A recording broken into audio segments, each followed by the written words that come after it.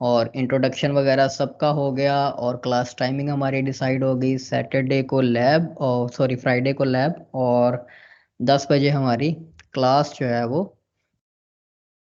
Start हुआ करेगी। और अब आप लोगों के साथ मैं स्क्रीन शेयर करता हूँ। मुझे जो है, अगर कोई इशू हो तो साथ ही बता दीजिएगा, कि अगर आपके पास स्क्रीन, मुझे बताएं सबके पास प्रेजेंटेशन की स्क्रीन आ रही है। जी सर।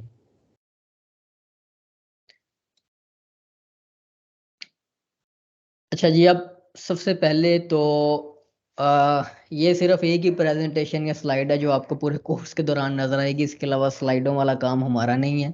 हर चीज़ जो है वो हैंड्स ऑन प्रैक्टिस के साथ होगी। ये थोड़ा सा आपको एक ओवरव्यू देने के लिए मैंने एक छोटी सी प्रेजेंटेशन या स्लाइड बनाई है। स्लाइड्स वैसे मुझे बनानी भी कोई नहीं आती, इतनी खास कैनवा से बना ली है।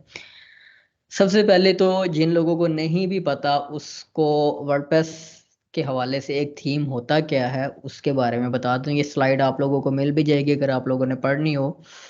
तो आसान अल्फाज में, थीम बेसिकली आपकी जो वेबसाइट का फ्रंट एंड लेआउट है उसको कंट्रोल कर रहा होता है। वेबसाइट के फ्रंट एंड पर जो भी नजर आ रहा है आपको एक वर्डप्रेस वेबसाइट के फ्रंट एंड पर, उसे हम थीम कहते हैं। और एक मिसकंसेप्शन अभी क्लियर कर लेते हैं अपना, के थीम वर्सेस प्लगइन। वर्डप्रेस में प्लगइन और थीम दो डिफरेंट कैटेगरीज हैं, और इनकी दोनों की डेवलपमेंट और एक्सपीरियंस लेवल और कोडिंग लेवल दोनों के डिफरेंट हैं। थीम ने सिर्फ और सिर्फ उन फंक्शंस के साथ या उन पार्ट्स के साथ काम करना है जो वेबसाइट के लेआउट या डिजाइन को कंट्रोल कर रहे हैं। किसी भी किस्म की फंक्शनैलिटी को थीम ने कंट्रोल नहीं करना। जैसे कि अवैस का कल एक क्वेश्चन था कि जी वो कॉमर्स की एक्सटेंशन पेमेंट एपीआई इंटीग्रेट करेंगे तो वो थीम के अंदर हो जाएगी। ऐसा बिल्कुल नहीं होगा। थीम किसी किस्म की एपीआईज को हैंडल करने के लिए नहीं बनाए जाते। थीम किसी किस्म की एक्सटेंशन को हैंडल करने के लिए नहीं बनाई जाती। थीम सिर्फ और सिर्फ आपका जो वर्डप्रेस में डाटा पड़ा है उसको फ्रंट एंड पर डिस्प्ले करवाने के लिए बनाए जाते हैं। उससे रिलेटेड कुछ फंक्शंस होते हैं कि आपने डाटा रिट्रीव क्या करना है, आपने पोस्ट लेकर आनी है, आपने पेजेस लेकर आने हैं, या आपने कैटेगरीज, या इस तरह का सो ऑन जो हम अपने कोर्स के दौरान में सारा देखेंगे। जितने भी लेआउट रिलेटेड फंक्शंस होंगे वो भी हम लिखेंगे, और जितने भी लेआउट रिलेटेड या डिज़ाइन रिलेटेड कोड होगा वो सारा हम लिखेंगे। तो थीम हैंडल करता है डिज़ाइन को, और जो भी आपने फीचर या फंक्शनैलिटी, वर्डप्रेस की फंक्शनैलिटी को एक्सटेंड करना हो या फीचर इन्हेंस करना हो, उस टास्क के लिए आपके पास आता है प्लगइन। तब हम बनाते हैं वर्डप्रेस का प्लगइन जो कंप्लीटली वर्डप्रेस की फंक्शनैलिटी को हैंडल करता है। आप अक्सर जो थीम्स भी देखते हैं, थीम फॉरेस्ट वगैरह पर जो थीम प्रीमियम अवेलेबल होते हैं, जिसमें अगर आप क्लासिफाइड थीम के एग्जांपल ले लें, जिसमें काफ़ी सारे फीचर्स आपको वो क्या, या रियल एस्टेट का ले लें जिसमें मल्टीपल आपको ड्रॉप डाउन्स नज़र आते हैं, क्लिक करते हैं आप तो वो एजेक्ट पेज सर्च परफॉर्म करता है, या हैवी सर्च पेजेस होते हैं, या इस तरह के जो भी फिल्टर्स होते हैं वो भी उन्होंने थीम के अंदर कोड नहीं किए होते, या तो उस थीम का अपना एक कोर का प्लगइन बनाया होता है। इवन कस्टम पोस्ट टाइप्स भी थीम में रजिस्टर की जा सकती हैं, लेकिन हमने वो भी नहीं करनी है। कस्टम पोस्ट टाइप तक रजिस्टर करने के लिए आपको प्लगइन यूज करना चाहिए या प्लगइन कोड करना चाहिए। हम प्लगइन बनाएंगे भी इसी के दौरान। ये नहीं है कि सिर्फ आपको बता के ये कह देंगे जी ये प्लगइन का काम है, ये होगा नहीं। इस थीम में जो भी जो हम थीम कोड करने जा रहे हैं वो सारी जो उसमें अगर फंक्शनैलिटी भी कोई रिक्वायर्ड है तो हम वो प्लगइन कोड करेंगे, लेकिन उसमें फिर प्लगइन डेवलपमेंट से रिलेटेड बातें नहीं होंगी कि ये कैसे हुआ, ये क्यों होना चाहिए था। तो वो चीज़ें एक प्लगइन डेवलपमेंट का हिस्सा वो यहाँ पर एक्सप्लेन नहीं होंगी, लेकिन जो उसके अंदर हम फंक्शन या कोड इस्तेमाल कर रहे होंगे वो सर आप लोगों को मैं साथ एक्सप्लेन करूंगा। वर्डप्रेस के कोडेक्स से ही हम आपके सामने इस्तेमाल करेंगे। और अगर हमने कहीं कस्टम पोस्ट टाइप बनानी पड़ गई है स्लाइड्स बनाने के लिए, या हमने कोई एलिमेंटर का के साथ उसकी इंटीग्रेशन जब बाद में करनी है, तो ऑब्वियसली आपको एलिमेंटर का विजेट कोड करना होगा अपना। तो वो विजेट भी कोड हम करेंगे, साथ अपना प्लगइन ही बनाएंगे उसमें। तो अभी से आपने ये सिर्फ अभी ये कंसेप्ट ये क्लियर कर लेना है कि थीम सिर्फ डिज़ाइन को कंट्रोल करता है, और फंक्शनैलिटी हमेशा प्लगइन से कंट्रोल होती है। और इंशाल्लाह प्लगइन डेवलपमेंट का भी एडवांस कोई कोर्स स्टार्ट करेंगे। पहले हमारा ये पहला बैच जो है वो कंप्लीट कर लें, मे बी फर्स्ट बैच के बाद मुझे टाइम मिले या ना मिले। इस बैच का भी आप लोगों को साथ ऑन बोर्ड करने का मकसद यही था कि कुछ एक दो प्लेटफॉर्म्स हैं जिनके ऊपर मैं काम कर रहा हूँ, कस्टम थीम्स बनाकर सेल करते हैं। तो मैंने टीम्स रख कर लोगों को हायर करके काफ़ी सारे काम करके देख लिए, दैट डजंट वर्क आउट। तो मैंने सोचा कि कुछ खुद से लोगों को ट्रेन करूं जिनको पता हो कि मैं किस तरह से काम करता हूं या किस तरह से वो थीम बनेगा, ताकि वो मेरे साथ अगर शामिल होना चाहें तो वो भी उस प्रोजेक्ट्स में शामिल हो सकें, ताकि आप लोग ऐसे डिजिटल प्रोडक्ट्स बना सकें जो प्रॉफिटेबल भी हों, उनको सेल करना हर चीज़ में आप लोगों के साथ आहिस्ता आहिस्ता शेयर करूंगा और आप लोगों को सिखाऊंगा। और आई डोंट एक्सपेक्ट कि आपके 8 जो हो वो सारे ही बड़े अच्छे थीम डेवलपर बन जाओगे। आप में से कुछ लोग सिर्फ ग्रास्प करेंगे इसे, कुछ लोग एक्सटेंसिव लेवल पर इसे ले जाएंगे जिनका ऑलरेडी एक्सपीरियंस होगा, कुछ इसमें जो है वो क्या कहते हैं आधे तक पहुंचेंगे। तो आहिस्ता आहिस्ता कोशिश, क्योंकि इस एक कोर्स के बाद ही फौरन निकलने के बाद आप क्या लें कि ऐसे नहीं हो जाएंगे कि आप फौरन थीम फॉरेस्ट पे चले जाएंगे। आपने अगर प्रैक्टिस करेंगे, अगर आप फॉलो करेंगे, अगर आप प्रॉपर टाइम इसको देंगे इस स्किल को, तो आप में से 8 के 8 ही थीम फॉरेस्ट पे जा सकते हैं, या 8 के 8 ही अपने थीम्स जो है वो मार्केट प्लेसेस बना सकते हैं। या इवन अगर आप फ्रीलांसिंग भी करेंगे तो वर्डप्रेस डिजाइनर से वर्डप्रेस डेवलपर की पोस्ट में काफ़ी फ़र्क होता है। इवन अगर रिजवान अपवर्क वगैरह पर काम कर रहा है तो आपको आइडिया होगा, वहां पर एक वर्डप्रेस वेबसाइट डिजाइन करने के और कस्टम कोड के प्रोजेक्ट की प्राइसिंग में भी बहुत डिफरेंस होता है। ऐसा बंदा जो वर्डप्रेस का थीम कस्टमाइज करना जानता है या थीम बनाना, कस्टमाइज की बात तब आती है जब आपको बेस का पता हो। तो इस थीम डेवलपमेंट के कोर्स में जब आप सारी बेस समझ लेंगे कि थीम असल में बनता कैसे है, कौन सी टेम्पलेट किस मकसद के लिए इस्तेमाल होती है, तो आप किसी थीम को कस्टमाइज भी करने लगेंगे तो आपको पता होगा कि मैंने फलां फाइल को जाके एडिट करना है और उसमें मैंने ये फंक्शनैलिटी लिखनी है, तो मेरा टास्क अचीव हो जाएगा। तो कस्टमाइजेशन की जॉब्स भी काफ़ी हैं।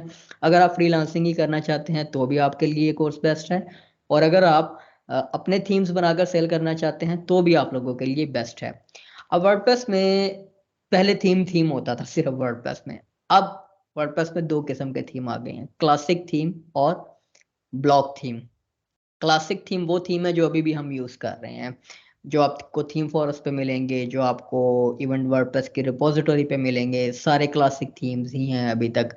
क्योंकि ब्लॉक थीम्स अभी इतने पॉपुलर नहीं हैं, उनकी वजह है कि block themes entirely depends on Gutenberg editor, और हर बंदे को गटनबर्ग ना पसंद है, ना वो इस्तेमाल करता है, ना उसको समझ आती है कि गटनबर्ग। उसके बरक्स आप देखें एलिमेंटर से हर बंदा 10 मिलियन प्लस उनके एक्टिव इंस्टॉल्स हैं, तो 10 मिलियन बंदा जो है वो उसको इस्तेमाल कर रहा है, और गटनबर्ग आप कह लें क्योंकि 1 लाख 2 लाख इस्तेमाल कर रहे होंगे, ये भी मैं ज्यादा शायद बता रहा हूँ। तो गटनबर्ग चूंकि इतना पॉपुलर नहीं है, इतना एफिशिएंट नहीं है, इस वजह से उसके थीम भी पॉपुलर होने में टाइम लगेगा। अब हम इस कोर्स में बनाने क्या जा रहे हैं, हम बनाएंगे एक क्लासिक थीम इस कोर्स में, क्योंकि क्लासिक थीम अभी बहुत सालों तक क्लासिक थीम ही चलना है, तो हमारे पास क्लासिक थीम ही चलेगा और क्लासिक थीम ही हम इसमें कोड करेंगे।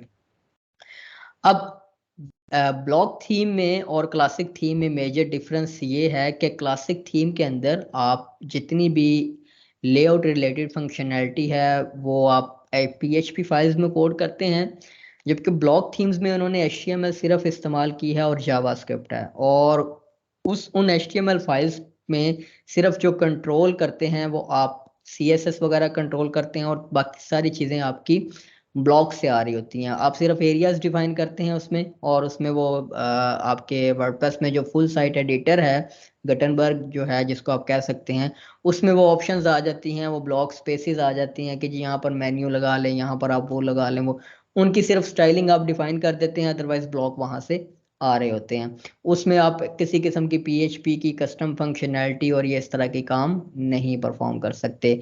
तो ब्लॉक थीम्स इसीलिए अभी बहुत बिगिनिंग स्टेज पर हैं, और वर्डप्रेस का सिर्फ अपना ही ब्लॉक थीम आया है, या वर्डप्रेस के रिपोजिटरी पर कुछ चंद 1-2 ब्लॉक सपोर्टेड थीम्स हैं, अदरवाइज हैं वो भी क्लासिक थीम्स जिनको कन्वर्ट किया गया है ब्लॉक सपोर्टेड वर्जन में। तो उसको हम फ्यूचर में देखेंगे कि अगर ब्लॉक थीम की, इसके कोर्स के दौरान ही आप लोगों को ब्लॉक थीम बनाने का ओवरव्यू बता दूंगा ताकि आपको उस चीज़ों का भी आइडिया हो जाए। अच्छा जी, अब तक जितनी भी हमने बात की है उसकी सबको समझ आ गई है? मैं साथ साथ अब पूछता जाता हूँ आप लोगों से।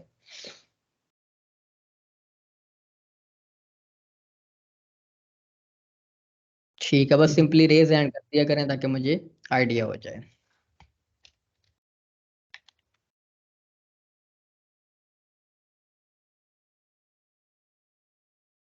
अब सबसे पहला काम आप लोगों ने क्या करना है कि दूसरी बात, क्लास आप लोगों ने मोबाइल वगैरह से अटेंड नहीं करनी है सीरियसली। आप लोगों ने अपने लैपटॉप कंप्यूटर से अटेंड करनी है। जो मैं लिंक ओपन कर रहा हूँ आप लोग साथ ओपन करें, और जो मैं चीज़ें कर रहा हूँ आप साथ चाहे नोट करें, अपना एक नोटपैड बना लें, कंप्यूटर पे बना लें या वैसे नोटबुक रख लें साथ। और इन चीज़ों को एक वर्डप्रेस डेवलपर के लिए जो सबसे बेस्ट या अल्टीमेट रिसोर्स है स्टार्ट करने के लिए, उसके बाद तो आप लोगों ने सारों ने स्टैक ओवरफ्लो से कोड कॉपी करना है, वो सारे करते हैं। लेकिन जो स्ट्रक्चर्ड डॉक्यूमेंटेशन है या स्ट्रक्चर्ड गाइडलाइंस हैं वर्डप्रेस की तरफ से कि एक थीम में क्या होना चाहिए और एक प्लगइन में क्या होना चाहिए, वो सारी आपको यहीं से मिलेगी। तो ये आप लोगों का पूरे 1 महीने तक इस कोर्स के दौरान आप लोगों की एक टैब में ये चीज़ साथ ओपन हो और आप लोगों का दोस्त ये है। अगर आपने प्लगइन बनाने शुरू करने हैं तो you will start there plugins. अगर आपने थीम बनाने शुरू करने हैं तो you will start here develop themes पे आप क्लिक करेंगे तो आपके पास थीम डेवलपमेंट की हैंडबुक आ जाएगी। इसमें मैंने भी कंट्रीब्यूट किया हुआ है, इसी तरह से मेरे जैसे हजारों डेवलपर्स ने कंट्रीब्यूट किया हुआ है इस डॉक्यूमेंटेशन में आप लोगों के लिए, ताकि एक बेटर वे में इंफॉर्मेशन प्रेजेंट की जा सके आप लोगों के लिए जहां से आपने स्टार्ट लेना है। ये थीम क्या है और ये सारी चीज़ें मैंने आप लोगों को बता दी हैं। लाइसेंसिंग के ऊपर आपको लोगों को साथ बता देता हूँ। जीपीएल वर्डप्रेस में अगर आप कोई भी प्रोडक्ट कोड करते हैं, चाहे वो थीम है चाहे वो प्लगइन है, उसका लाइसेंस टाइप आपको जीपीएल रखना पड़ता है। लेकिन अगर आप थीम फॉरेस्ट की बात करेंगे या टेम्पलेट मॉन्स्टर या इस तरह के प्लेटफॉर्म्स जहां पर जो वर्डप्रेस की रिपोजिटरी पर होस्टेड नहीं है प्रोडक्ट्स, वो जीपीएल टाइप नहीं भी रखते तो उनकी मर्जी है, they can override that. Even theme forest के ऊपर जो लाइसेंस टाइप होती है वो जीपीएल नहीं होती, वो एक मिक्स्ड लाइसेंस या स्प्लिट लाइसेंस के नाम से उन्होंने उसे नाम दिया हुआ है। उसमें क्या करते हैं, वर्डप्रेस क्या कहता है कि आपने कोई भी प्रोडक्ट वर्डप्रेस के लिए कोड किया है, चाहे थीम बनाया है या प्लगइन बनाया है, और उसको वर्डप्रेस की रिपोजिटरी पर होस्ट कर रहे हैं, तो उसमें जो सारा कोड आप लोगों ने लिखा है वो आप लोगों की प्रॉपर्टी नहीं है। Anybody can modify that and redistribute that. ये चीज़ आप लोगों ने पहले अभी अपने जहन में क्लियर कर लेनी है कि जीपीएल का असल मकसद क्या होता है। कि आपका बनाया हुआ थीम कोई बंदा भी उसको रिकोड करके थोड़ा बहुत चेंज करके अपना नाम दे सकता है, ये जीपीएल लाइसेंस कहता है। कोई बंदा भी प्लगइन जो है वो किसी प्लगइन को वर्डप्रेस की रिपोजिटरी से ही उठाकर उसका कोड मॉडिफाई करके थोड़ा बहुत उसका नाम चेंज करके अपने नाम से उसको इस्तेमाल कर सकता है। लेकिन इसको अब्यूज होने से बचाने के लिए कि किसी की मेहनत इतनी जो है वो, अगर उसने इतनी मेहनत से थीम बनाया तो उसको कोई उठाकर इस्तेमाल ना करे, तो उसके प्रिवेंशन के लिए सिर्फ वर्डप्रेस ने क्या किया हुआ है, क्या वही सेम एग्जैक्ट थीम उठाकर सिर्फ फंक्शन के नाम चेंज करके या प्लगइन में फंक्शन के नाम चेंज करके और प्लगइन का नेम चेंज करके दोबारा वर्डप्रेस पे अपलोड नहीं कर सकते। वर्डप्रेस की रिपोजिटरी में थीम रिव्यूअर टीम है जो थीम रिव्यूज करती है, और प्लगइन रिव्यूअर टीम है जो प्लगइन रिव्यू करती है। थीम रिव्यू करने वाला फौरन ही आपकी थीम को देखते साथ ही समझ जाएगा कि ये इसने किसी और के थीम की फाइल्स मॉडिफाई की हैं, आपका थीम अप्रूव नहीं होगा। प्लगइन अप्रूव करने वाली टीम आपको फौरन डिसअप्रूव कर देगी कि ये ऑलरेडी ये प्लगइन, हाँ, किस सेंस में आप जीपीएल का फायदा उठा सकते हैं। वर्डप्रेस की रिपोजिटरी पर काफी सारे प्लगइन्स और थीम्स ऐसे हैं जिनको हम डेड प्लगइन्स या डेड थीम्स कह सकते हैं, जिनको एक एक दो दो तीन तीन साल से, 1 साल तो फिर भी कम अरसा है, 3-4 साल से 5 साल से अपडेट ही नहीं किया गया। यानी कि डेवलपर ने प्लगइन लॉन्च किया और उसके ऊपर कभी काम नहीं किया और उसको बाद में उसकी अपडेट करनी छोड़ दी। तो वर्डप्रेस हमेशा इस तरह के आउटडेटेड, मोस्टली आउटडेटेड, जो 3-3 4-4 साल से अपडेट नहीं हुए उन प्लगइन्स को और थीम्स को अपनी डायरेक्टरी से डीलिस्ट कर देता है, तो टू सेव देयर इन्वायरमेंट के आउटडेटेड चीज़ें ना मिले लोगों को। आप क्या कर सकते हैं कि उस आउटडेटेड प्लगइन्स को या ऐसा प्लगइन जो काफ़ी देर से अपडेट नहीं हुआ उसको आप एक्वायर करके या उस थीम को उसमें इनफ चेंजेस करें कि वो वर्डप्रेस के लेटेस्ट वर्जन के साथ कंपैटिबल हो, और आप फिर उसको दोबारा वर्डप्रेस की रिपोजिटरी पर अपने नाम से अपलोड कर सकते हैं। लेकिन उसमें भी आपने जो प्लगइन के डिस्क्रिप्शन या थीम के डिस्क्रिप्शन देते हैं उसमें आपने कहीं पर मेंशन करना होता है, क्रेडिट देना होता है कि ओरिजिनली बाय दिस पर्सन। आप सिर्फ उसको क्रेडिट देंगे और फिर आप अपना जो प्लगइन है वो आप उसको अपलोड कर सकते हैं। जीपीएल लाइसेंस ये कहता है, और जीपीएल लाइसेंस आप लोगों को अभी बता दूं किसी सूरत में ये नहीं कहता कि आप अपनी थीम या प्लगइन को रिस्ट्रिक्ट नहीं कर सकते। अगर आप उसको सेल करना चाह रहे हैं तो आप अपने प्लेटफॉर्म कोई भी देखें कि वर्डप्रेस की रिपोजिटरी के ऊपर थीम या प्लगइन होता है, उसका जो प्रीमियम वर्जन होता है वर्डप्रेस के सर्वर से सर्व नहीं होता, वहीं से डाउनलोड नहीं होता। उसको डाउनलोड करने के लिए आपको उनकी अप्रोप्रिएट जो प्लगइन ऑथर्स हैं उनकी वेबसाइट से बाय करना होता है और वो फाइल आपको डिस्ट्रीब्यूट करते हैं। इवन दो उन्होंने भी जीपीएल लिखा होता है लेकिन वो एक्चुअली जीपीएल नहीं होता, वो लाइसेंस टाइप थोड़ा सा उन्होंने अपने आप को ऑब्वियसली सेव रखने के लिए अपने टर्म्स एंड कंडीशन लिखवाए होते हैं वकीलों से, और बाकायदा उनकी जो टर्म्स हैं वो उनके कोर्ट और लॉ के अकॉर्डिंगली होती हैं। और आप जो ख़ास तौर पर जो लोग कुछ साइट्स जहां पर आपको जीपीएल वाली कह देते हैं जी अवेलेबल हैं प्लगइन्स, आपको $4 में सब्सक्रिप्शन दे देते हैं, $5 में प्लगइन मिल रहा है, $10 में मिल रहा है, वो सारे वही प्लगइन्स हैं जिनको आप क्रैक प्लगइन्स कहते हैं। कोई भी ऑथर इस तरह की चीज़ अलाउ नहीं करता, वो जीपीएल नहीं होते, वो सारी 2 नंबरी होती है जो लोग करते हैं। कोई भी प्लगइन ऑथर जीपीएल के तौर पर आप लोगों को पेड प्लगइन प्रोवाइड नहीं करता, उसकी लाइसेंस टाइप जीपीएल नहीं होती, आल्दो उन्होंने लिखी हो, लेकिन आप उसको रीडिस्ट्रीब्यूट नहीं कर सकते, उनके पास राइट्स होते हैं। थीम फॉरेस्ट क्या करता है, थीम फॉरेस्ट ने जो स्प्लिट लाइसेंस लिखा हुआ है उसका मतलब ये है कि जितना भी पीएचपी कोड लिखा गया है वो उनकी प्रॉपर्टी नहीं है, जितनी भी HTML और CSS लिखी गई है और उसमें जो ग्राफिक्स यूज किए हैं वो थीम फॉरेस्ट की प्रॉपर्टी है। तो आप पीएचपी कोड, क्योंकि वर्डप्रेस इटसेल्फ पीएचपी में बना हुआ है तो वो उनको जीपीएल ही रखना पड़ेगा अगर उन्होंने वर्डप्रेस के साथ कंपैटिबल रहना है।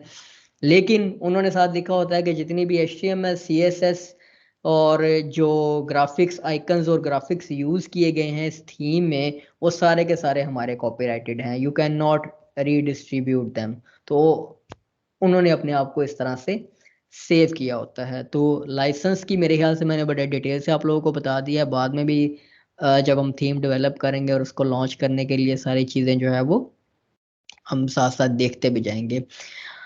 डेवलपमेंट इन्वायरमेंट आप लोगों ने सेटअप करना है, उसके लिए सिंपली आप कोड एडिटर अपने पास इंस्टॉल कर लें, जो जो भी आपको अच्छा लगे, लेकिन VS कोड मैं खुद भी यूज़ करता हूँ, आप लोग भी VS कोड जो है वो उसको इंस्टॉल कर लें। अब यहाँ पर थीम बेसिक सारी चीज़ें मैं आप लोगों को बता चुका हूँ। सबसे पहले आप लोगों को टेम्पलेट फाइल्स का बता देता हूँ। टेम्पलेट फाइल्स क्या होती हैं बेसिकली कि वर्डप्रेस में जब भी कोई पोस्ट पेज या कोई यूआरएल ब्राउज किया जाता है तो जो कंटेंट वर्डप्रेस ने सर्व करना होता है, जो वर्डप्रेस ऑटोमेटिकली आइडेंटिफाई कर लेता है यूआरएल से ही, और क्योंकि उस यूआरएल के बैकएंड पर सारा जो वर्डप्रेस का एक ग्लोबल ऑब्जेक्ट है पोस्ट का वो चल रहा होता है, जो खुद ही आइडेंटिफाई कर लेता है उस यूआरएल की बेस पर कि इसने ये पेज ब्राउज किया है या पोस्ट ब्राउज की है या इसने कोई कैटेगरी ब्राउज की है या इसने कोई टैग ब्राउज किया है या कुछ सर्च किया है। तो जो कंटेंट वर्डप्रेस सर्व करने जा रहा होता है उससे रिलेटेड वर्डप्रेस आपकी थीम की डायरेक्टरी से एक टेम्पलेट, जो वर्डप्रेस की थीम में फाइल्स होती हैं इंडिविजुअल, उनको हम टेम्पलेट्स कहते हैं, वो अप्रोप्रिएट टेम्पलेट यूज करता है आपके उस कंटेंट को डिस्प्ले करवाने के लिए, और उस टेम्पलेट के अंदर फिर आपने जो भी कोड लिखा होता है वो ultimate the at the end front end पर वो कोड एग्जीक्यूट होता है। जैसे कि पोस्ट अगर कोई आपने ब्राउज की है तो वर्डप्रेस पोस्ट डॉट पीएचपी को देखेगा, उसको सर्व करेगा। अगर आपने पेज को ब्राउज किया है तो वो ऑटोमेटिकली पेज डॉट पीएचपी को लुक करेगा आपकी थीम की फाइल के अंदर, अगर वो मिल जाती है तो वो उसको यूज कर लेगा, अगर उससे नहीं मिलती तो वो इंडेक्स फाइल यूज करेगा। एक वर्डप्रेस की थीम को एटलीस्ट सिर्फ 2 फाइल्स रिक्वायर्ड होती हैं, एक स्टाइल्स डॉट CSS और एक इंडेक्स डॉट PHP। ये दो एटलीस्ट ये दो रिक्वायर्ड फाइल्स हैं जिनके बगैर आप किसी भी वर्डप्रेस थीम को थीम नहीं कह सकते, वर्डप्रेस उसे एक्सेप्ट नहीं करेगा। जो index.php होती है उसमें आप सारी फंक्शन, आप इवन एक फाइल के अंदर सारी थीम की फंक्शनैलिटी भी लिख सकते हैं। वर्डप्रेस ने आपको बने बनाए टेम्पलेट फंक्शंस दिए हुए हैं जिनको आप इस्तेमाल करते हैं कि आप चेक कर लेते हैं इफ कंडीशंस के साथ कि अगर पोस्ट है तो ये कोड एग्जीक्यूट कर दो, अगर पेज है तो ये कोड एग्जीक्यूट कर दो, अगर सर्च पेज है तो ये कोड एग्जीक्यूट कर दो, अगर कैटेगरी पेज है। हर किस्म के पेज को चेक करने के लिए वर्डप्रेस ने आपको एक फंक्शन बनाकर दिया हुआ है जिसको आप इफ कंडीशन में यूज करते हैं। आप इवन एक index.php फाइल के साथ पूरी की पूरी वेबसाइट का लेआउट कंट्रोल कर सकते हैं एक ही फाइल के साथ। लेकिन obviously that is very hard to manage कि आपने एक फुल फ्लेज थीम बनाना है और उसमें आप index.php के अंदर कितने की कंडीशंस लगाएंगे, कितना कोड लिखेंगे और उसके बाद फिर उसको ट्रबल शूट कैसे करेंगे। तो उसका सोल्यूशन वर्डप्रेस ने दिया कि वर्डप्रेस ने कुछ सेट स्टैंडर्ड्स नेम दे दिए जो आपने सिर्फ उस नाम से फाइल का नाम रखना है और वर्डप्रेस ऑटोमेटिकली उसको पिक करेगा आपकी थीम की फाइल के अंदर से। अब एक तो टेम्पलेट की जो मैंने फाइल्स की आपको बात की कि मेन फाइल्स हैं आपके पास वर्डप्रेस थीम की, उसके बाद टेम्पलेट के कुछ पार्ट्स भी होते हैं। जैसे अगर आपने PHP पर काम किया हुआ है तो आप ऑब्वियसली जब एक डायनामिक वेबसाइट बना रहे हैं तो आपने जो आपके ऐसे सेक्शंस या ऐसी टेम्पलेट्स जो आपके हर पेज के ऊपर इस्तेमाल होने होते हैं तो आप क्या करते हैं कि उनका एक ही सेपरेट फाइल बनाकर रख लेते हैं और उसको इंक्लूड या रिक्वायर के मेथड के जरिए अपने तमाम पेजेस के ऊपर कॉल कर लेते हैं, जिनके सबसे बेस्ट एग्जांपल आपके पास हेडर, फुटर और साइड बार होते हैं कि हेडर आपकी वेबसाइट में थ्रू आउट हर पेज के ऊपर आना है, फुटर हर पेज के ऊपर आना है और अगर ब्लॉग है तो वो साइड बार ऑब्वियसली आपकी हर पोस्ट के ऊपर आएगी या हर आर्काइव के ऊपर आएगी, कैटेगरी पेज पे आ सकती है या पेजेस के ऊपर भी साइड बार आप रख लेते हैं। तो ये वही यहाँ पर बताया गया है कि ये 3 टेम्पलेट पार्ट्स जो हैं वो एटलीस्ट रिक्वायर्ड होते हैं। इसके अलावा आप फर्दर बना भी सकते हैं आप टेम्पलेट पार्ट्स, अगर आपने मल्टीपल लोकेशंस के ऊपर एक ही फाइल यूज करनी है तो उसको हम कहते हैं वर्डप्रेस में टेम्पलेट पार्ट्स। और टेम्पलेट फाइल्स आपकी अब यहाँ पर साथ साथ आप लोगों को अब जो डॉक्यूमेंटेशन मिलेगी वो क्लासिक थीम का भी साथ और जो ब्लॉक थीम है दोनों का बताया गया है कि अगर क्लासिक थीम आप बना रहे हैं तो आप .php के साथ उसकी एक्सटेंशन रखेंगे और अगर आप ब्लॉक थीम बना रहे हैं तो आप .html उसके साथ एक्सटेंशन अपनी रखेंगे। अब यहाँ पर ये कुछ कॉमन फाइल्स हैं वर्डप्रेस की, टेम्पलेट फाइल्स हैं जो एक स्टैंडर्ड वर्डप्रेस थीम में होनी चाहिए। index.php ये तो रिक्वायर्ड फाइल है जैसे मैंने आपको बता दिया। उसके बाद style.css ये भी एक रिक्वायर्ड फाइल है। इन दोनों फाइल्स के बगैर आपका थीम नहीं बनता। उसके बाद ये कुछ ऑप्शनल फाइल्स हैं जिनको आप थीम बनाते वक्त रखते हैं और ऑप्शनल आप इनको रिक्वायर्ड ही समझें क्योंकि ये सारी फाइल्स एक थीम में होना लाजमी है कि अगर आपने वर्डप्रेस में डिस्प्ले होने वाले हर कंटेंट को टैकल करना है, हर पोस्ट टाइप को टैकल करना है तो आपको ये सारी फाइल्स आपकी थीम में होनी चाहिए। एक अगर आप RTL थीम बना रहे हैं तो आप ऑप्शनली RTL.css फाइल भी रख सकते हैं।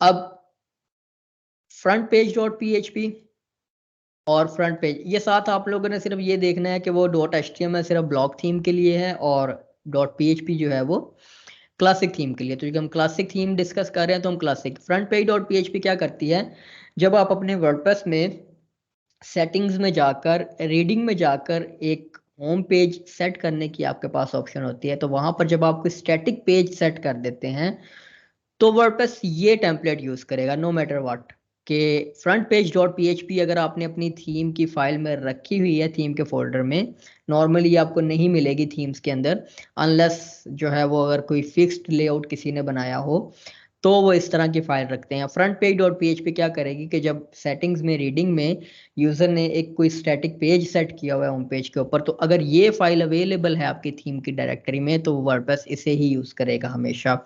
और अगर आप चाहते हैं कि वो जो स्टैटिक होम पेज सेट किया है बंदे ने उसके ऊपर सिर्फ मैं जो कोड लिख रहा हूँ वो डिस्प्ले हो, ये उस तरह की साइट्स के लिए बड़ा अप्रोप्रिएट रहता है कि अगर आप कोई सब्सक्रिप्शन या साइन अप बेस्ड साइट बना रहे हैं जिसमें आप कहते हैं कि जी होम पेज के ऊपर सिर्फ एक लॉगिन फॉर्म आना चाहिए या साइन अप फॉर्म आना चाहिए या एक डैशबोर्ड आना चाहिए तो फिर आप फ्रंट पेज डॉट PHP की फाइल में अपना वो सारा या लॉगिन का कोड लिख देते हैं, या आप वो डैशबोर्ड बना देते हैं जो यूज़र को लॉगिन होने के बाद नज़र आता है।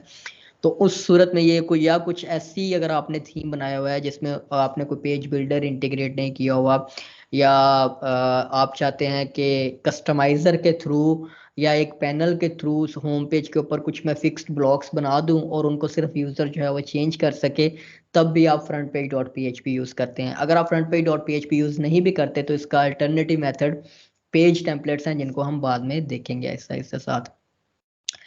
होम डॉट PHP जो वही सेम काम है इनका कि the home page template is front page display by default. तो अगर आप वर्डप्रेस का जो डिफॉल्ट जो कोई भी पेज सेट नहीं किया गया, रीडिंग में जाकर सेटिंग में जाकर फ्रंट पेज भी सेट नहीं किया हुआ, तो अगर आप होम डॉट PHP बना देते हैं तो ये आपके होम पेज के ऊपर ये टेम्पलेट, जब मेन इंडेक्स ब्राउज किया जाता है आपके साइट का, तो इंडेक्स डॉट PHP और ये होम डॉट PHP दोनों इस्तेमाल होते हैं। उसके बाद आपके पास है सिंगुलर डॉट PHP और सिंगल डॉट PHP। हम सिंगल डॉट PHP यूज करेंगे, सिंगुलर डॉट PHP आपको इस्तेमाल करने की जरूरत नहीं है। ये सिंगुलर डॉट PHP तब इस्तेमाल होती है जब सिंगल डॉट PHP फाइंड नहीं होती उसको थीम के अंदर, और अगर सिंगल डॉट PHP भी फाइंड नहीं होती तो इंडेक्स, कोई भी अगर टेम्पलेट फाइल फाइंड नहीं होती तो वो इंडेक्स डॉट PHP तो आपकी बाय डिफॉल्ट लोड हो जाती है उसके पास, वर्डप्रेस उसको लोड कर देता है। अब सिंगल डॉट PHP क्या करती है कि जो पोस्ट का सिंगल उसको ब्राउज करने का लेआउट है उसको कंट्रोल करती है। इसके अंदर जो भी कोड आप लिखेंगे वो सिंगल पोस्ट के ब्राउज होने पर डिस्प्ले होगा।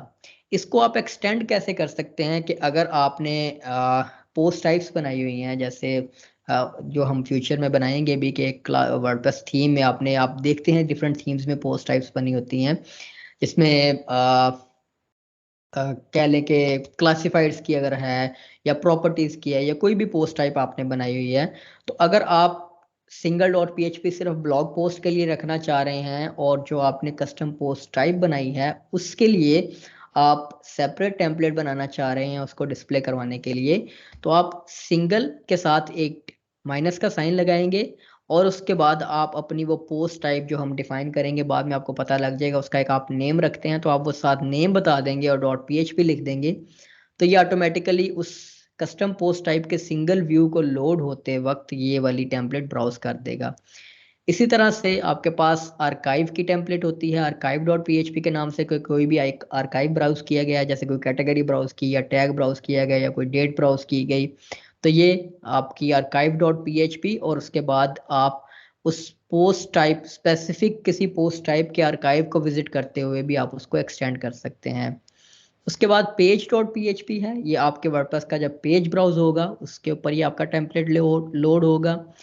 उसके बाद कैटेगरी डॉट PHP, जब कोई भी वर्डप्रेस पोस्ट की या कस्टम पोस्ट की category dot PHP category browse करेगा यूजर, तो ये category dot PHP file use होगी। उसके अलावा tag dot PHP normally available नहीं होती किसी भी थीम में। अगर आपने स्पेसिफिक कोई लेआउट बनाना है टैग्स, जब यूजर ब्राउज कर रहा है या किसी टैग पे क्लिक कर रहा है तो आपके पास टैग डॉट PHP इस्तेमाल होगी। उसके बाद टेक्सोनोमी डॉट PHP है, टेक्सोनोमीज क्या होती हैं और बाद में आपको इन चीज़ों का देखेंगे जब हम टेक्सोनोमीज रजिस्टर करेंगे। टेक्सोनोमी अभी आपको आसान अल्फाज में बता दूं, जैसे वर्डप्रेस में एक कैटेगरी होती है या एक टैग होता है जिसको आप असाइन करते हैं, उसमें आप वैल्यूज एंटर करते हैं, इसी तरह से इसको हम कहते हैं वर्डप्रेस की एक टेक्सोनोमी। आप अपनी कस्टम टेक्सोनोमीज भी बाद में बना सकते हैं किसी भी पोस्ट टाइप के लिए या डिफॉल्ट पोस्ट टाइप के लिए या कस्टम पोस्ट टाइप के लिए। ऑथर डॉट PHP की फाइल क्या करती है कि जब कोई आपकी ब्लॉग पोस्ट पे जो ऑथर का लिंक होता है, URL होता है, उस पर जब यूजर क्लिक करता है तो ऑथर डॉट PHP लोड होती है और उसके अंदर आप अपना कोड लिखते हैं। डेट डॉट PHP की फाइल ये नॉर्मली अवेलेबल नहीं होती, इसकी ज़रूरत भी नहीं होती, वो आर्काइव से हैंडल हो जाता है आपका। लेकिन अगर आप स्पेसिफिक डेट डॉट PHP की फाइल बनाकर इस्तेमाल करते हैं तो जब भी कोई यूज़र किसी डेट को ब्राउज करेगा आर्काइव में डेट के ज़रिए, जैसे आप वर्डप्रेस में डेट पोस्ट के नीचे आ रही होती है उस पर क्लिक करें या वो क्लिकेबल हो तो वो उस डेट का आर्काइव आ जाता है, तो आप डेट डॉट PHP इस्तेमाल करेंगे। आर्काइव डॉट PHP बता दी हर किस्म का जो आर्काइव होगा, अगर कैटेगरी और वो बाकी चीज़ें अवेलेबल नहीं है तो बाय डिफ़ॉल्ट आर्काइव यूज़ होता है तमाम पोस्ट के आर्काइव के लिए। और कस्टम पोस्ट टाइप के आर्काइव के लिए। search.php की फाइल इस्तेमाल होती है आपके पास जब भी कोई सर्च की गई है वर्डप्रेस में, तो ये search.php की टेम्पलेट इस्तेमाल होती है। उसके बाद attachments.php की फाइल, जो भी वर्डप्रेस में अटैचमेंट्स हैं, जगह कोई फाइल आपने अपलोड की हुई है, इमेजेस हैं, ऑडियो वीडियो फाइल, कोई भी मीडिया से रिलेटेड फाइल आपने वर्डप्रेस में अपलोड की हुई है, तो उसको व्यू करने के लिए attachments.php की फाइल इस्तेमाल होती है। image.php जो है वो attachments.php का ही मोर स्पेसिफिक वर्जन है। जैसे ऊपर कुछ स्पेसिफिक वर्जन हैं, इसी तरह से स्पेशली सिर्फ इमेजेस अगर ब्राउज की जा रही हैं तो ये image.php की फाइल आपके पास इस्तेमाल होती है। उसके बाद एक 404.php की रिक्वायर्ड फाइल होती है आपके पास कि अगर कोई भी पोस्ट या पेज या यूआरएल में जो यूजर ने ब्राउज किया है वो उसको मिलता नहीं है, तो 404.php की फाइल इस्तेमाल होती है। उसके बाद comments.php की जो फाइल है वो कमेंट्स को हैंडल करने के लिए इस्तेमाल होती है। कमेंट फॉर्म होता है इसमें, इसको आप एक्सटेंड कर सकते हैं या मॉडिफाई कर सकते हैं। इसका डिफॉल्ट कोड जो है वो अवेलेबल होता है। अब यहाँ पर ये मजीद एक्सप्लेनेशन तो है, लेकिन हम ऐसा नहीं करेंगे कि जी अब हम ये बारी बारी सारी फाइल्स बनाने बैठ जाएं। सारी फाइल्स बनाने बैठेंगे फिर उसमें अप्रोप्रिएट कोड लगाने बैठेंगे, तो उसमें आपका एक तो टाइम वेस्ट होगा, दूसरा आप मे बी कोड में कोई गड़बड़ कर दें, वो स्टैंडर्ड कोड लिखें ना आप जो वर्डप्रेस को चाहिए होता है, आपको पता भी नहीं है अभी कि स्टैंडर्ड कोड वर्डप्रेस के हर टेम्पलेट में उसे चाहिए क्या होता है उसको डिस्प्ले करवाने के लिए। तो इस मेथड के लिए हम इस्तेमाल करते होते हैं स्टार्टर थीम्स। जैसे HTML CSS में लेआउट्स, अगर आप सारी CSS खुद लिखते हैं तो उससे बेहतर होता है कि आप कोई फ्रेमवर्क यूज़ करते हैं, जिसमें बूटस्ट्रैप है, टेलविंड है, या इस तरह के काफ़ी सारे फ्रेमवर्क्स हैं। या जावास्क्रिप्ट है, तो आपने अगर कोई स्लाइडर इंटीग्रेट करना है तो आप सारा स्लाइडर जावास्क्रिप्ट में कोड करने नहीं बैठ जाते, आप jQuery की लाइब्रेरी देखते हैं स्लाइडर की, कैरोसेल की, और आप उसको इस्तेमाल करते हैं। इसी तरह से ये जो एक स्टैंडर्ड वर्डप्रेस थीम को जो फाइल्स चाहिए होती हैं, वो एक स्टैंडर्ड स्टार्टर थीम जिसे हम कहते हैं, वो हम इस लेक्चर के दौरान जो इस्तेमाल कर रहे हैं। और इवन वर्डप्रेस की रिपोजिटरी पे 70 to 80% थीम्स जो हैं वो इसी फ्रेमवर्क को इस्तेमाल करते हुए बनी है, underscores.me। इसको मैं साथ आप लोगों के साथ शेयर करता जाता हूँ चैट में।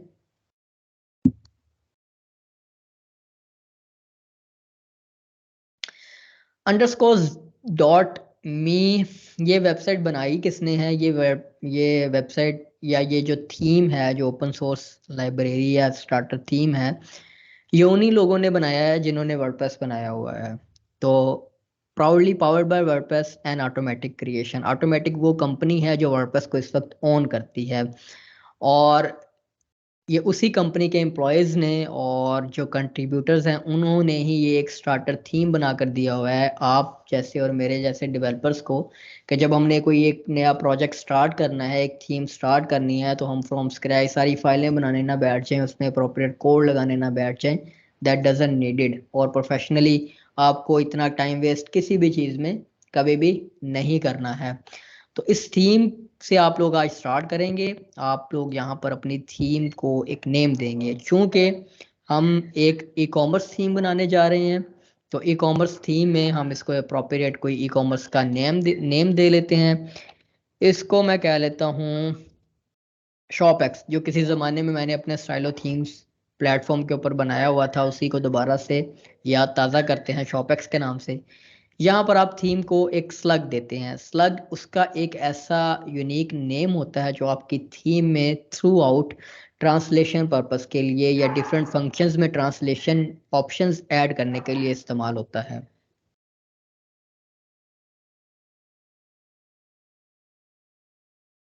इसको भी मैं शॉपएक्स कह लेता हूँ। यहाँ पर ऑथर में आप अपना ऑथर नेम दें, आप अपना नेम देंगे या अपना कंपनी नेम देंगे। इसको मैं कह लेता हूँ, यहाँ पर आप अपना ऑथर URI देंगे, आपकी वेबसाइट का या अपनी पर्सनल वेबसाइट का या अपने ब्लॉग का लिंक देंगे।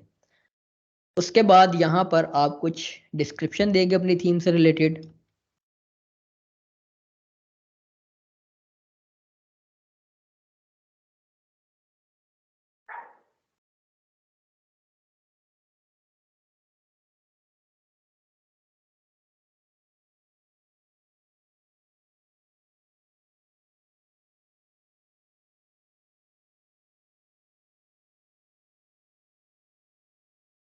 ओके,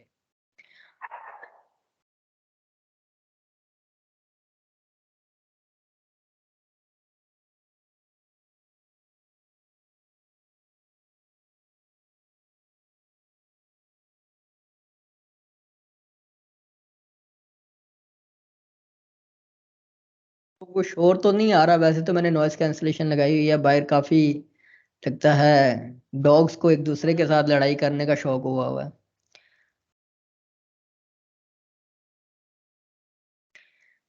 अब जब तो आप एक स्टैंडर्ड वर्डप्रेस थीम बना रहे हैं जिसमें ई कॉमर्स की फंक्शनैलिटीज आपको नहीं चाहिए, तो आप इसको अनचेक रहने देंगे। और अगर आप ऐसा थीम बना रहे हैं जिसमें आपने वो कॉमर्स को इंटीग्रेट करना है, तो आप इसमें साथ इसको भी चेक करेंगे कि मुझे वो कॉमर्स की बॉयलर प्लेट भी चाहिए।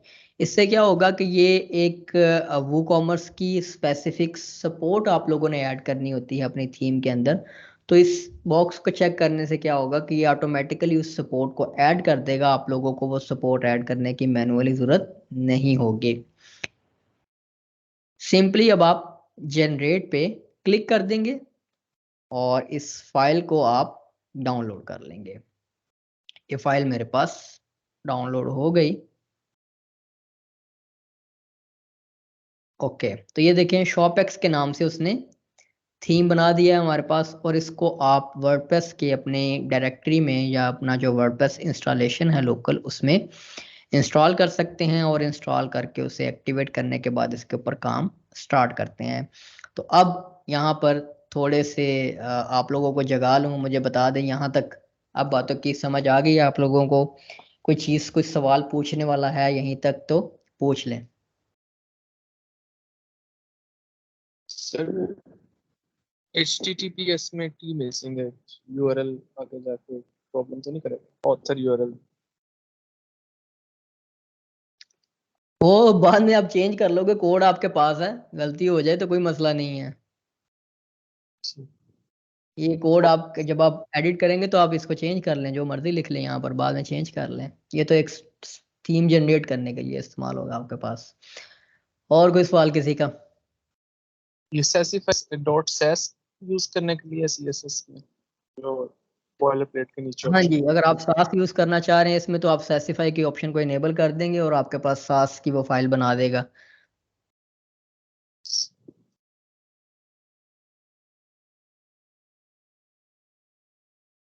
ठीक है, और तो कोई सवाल नहीं किसी का, आगे मूव ऑन करें।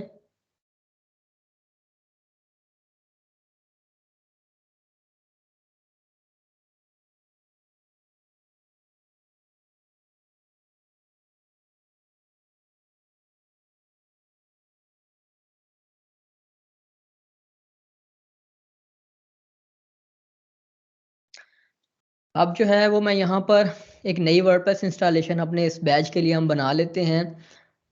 लारागोन मैं यूज़ कर रहा हूँ, आप कोई भी लोकल डेवलपमेंट सॉफ्टवेयर यूज़ कर लें, लेकिन लारागोन आप लोगों को रिकमेंडेड है। अगर आपने डेवलपमेंट करनी है ना तो लोकल वर्डप्रेस के ऊपर, तो लारागोन इस्तेमाल करें, क्योंकि ये वो लोकल डब्ल्यूपी और जैम्प और उन सबसे बहुत फास्ट है। आपको इसमें मज़ा आएगा वर्डप्रेस को इस्तेमाल करते हुए भी। क्विक ऐप में आप आएँ, वर्डप्रेस पे क्लिक करें। ओके, स्टार्ट आल हमने करनी थी। राइट क्लिक करें यहाँ पर, क्विक ऐप और वर्डप्रेस। इसको हम नेम दे लेते हैं प्रोजेक्ट को, लेट्स से शॉपएक्स ही हमने नेम दे दिया, या शॉपएक्स की बजाय इसको मैं करता हूँ बैच 01, ज़्यादा क्लियर अंडरस्टैंडिंग के लिए। अब ये वर्डप्रेस इंस्टॉल कर देगा आपके डायरेक्टरी में। इंस्टॉल तो क्या करेगा कि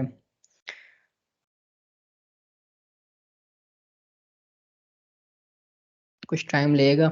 HTTPS वगैरह मेरे ख्याल से इसके ऊपर मैंने कभी यूज़ नहीं किया है, इसके ऊपर आपको HTTP के साथ ही काम होगा सारा आपका। और लोकल डब्ल्यूपी वगैरह में आपके पास ऑप्शन होती है कि वो उसका आपके पास HTTPS मेथड भी लगा देता है उसका।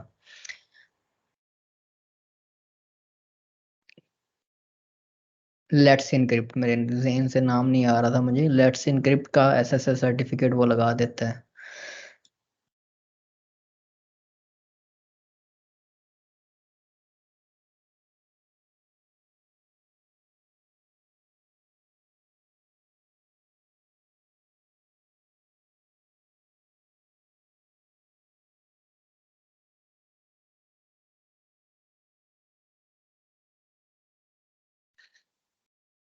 अभी तक इसने इंस्टॉल नहीं किया। ओके, नोटिफिकेशन आया हुआ था मेरे पास एक।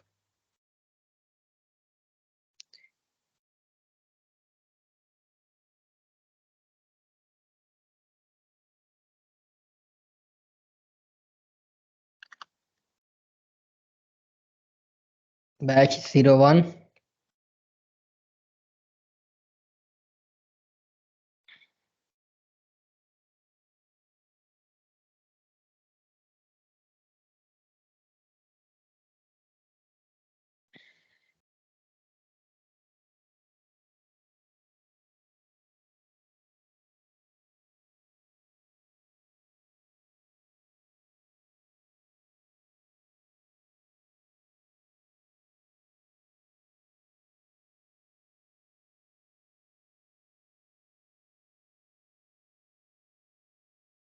एक चीज वो नोट कर लेते हैं, सेपरेट कर लें।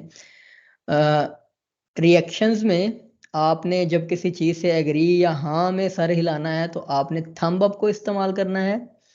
और रेज हैंड आप लोग तब इस्तेमाल कीजिएगा रिएक्शन में जब आप किसी में ने कोई कोई चीज़ डिस्कस करनी है या आवाज़ नहीं आ रही बीच में, आप लोगों ने बोल के बताना है, या कोई आपने सवाल जो है वो उसका जवाब देना है या कोई चीज़ पूछनी है, तब आप लोगों ने रेज हैंड करना है। अदरवाइज आप रिएक्शंस में थंब अप इस्तेमाल करें जब आपने एग्री करना है किसी बात से, या नोट करना है, या सारे लाना है।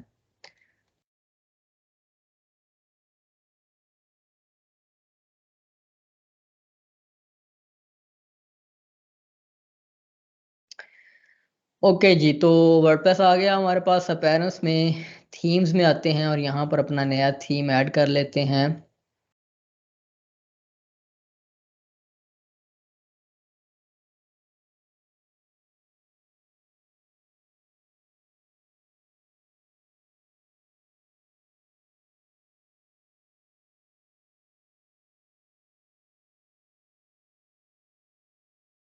ओके, तो आप देखें आपके पास थीम जो है वो इंस्टॉल हो गया। जो आपने नेम रखा था वो आ रहा है, जो बाय यूआरएल है वो आ रहा है, और यहाँ पर उसका थंबनेल शो होगा जो हम बाद में बनाएंगे, जिस तरह से इसके थंबनेल शो हो रहे हैं।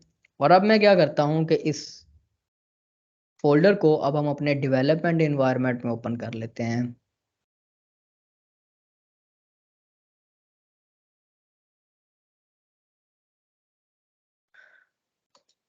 और डेवलपमेंट इन्वायरमेंट में स्क्रीन जो आपके सामने मैं शेयर करूंगा, उसमें अब हम क्या करेंगे कि जो मैं साथ स्क्रीन रिकॉर्डर इस्तेमाल करता हूँ, दूसरा ये मीटिंग तो रिकॉर्ड हो रही है, लेकिन जो प्रॉपर कोड है उसको हाई क्वालिटी में आप लोगों तक बाद में ये फाइल मिले और इस कोड को जो है वो बाकी सारे हाई क्वालिटी में देख सकें।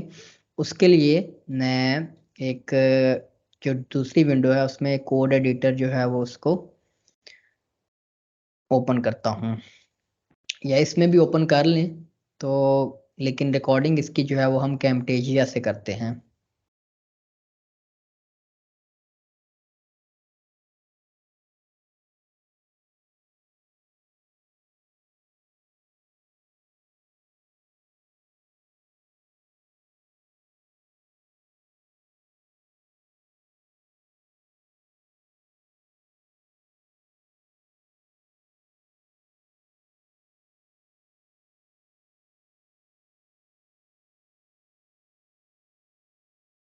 ओके, तो आप लोग साथ बता दें, मैंने रिकॉर्डिंग क्योंकि ड्यूल ऑन की है माइक में और वीडियो में, किसी किस्म का कोई मसला तो नहीं आया किसी को?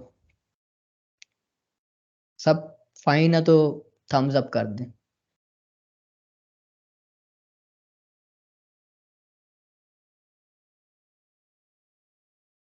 रिएक्शंस की ऑप्शन नहीं आ रही, आई थिंक मुझे चैट शो नहीं हो रही है।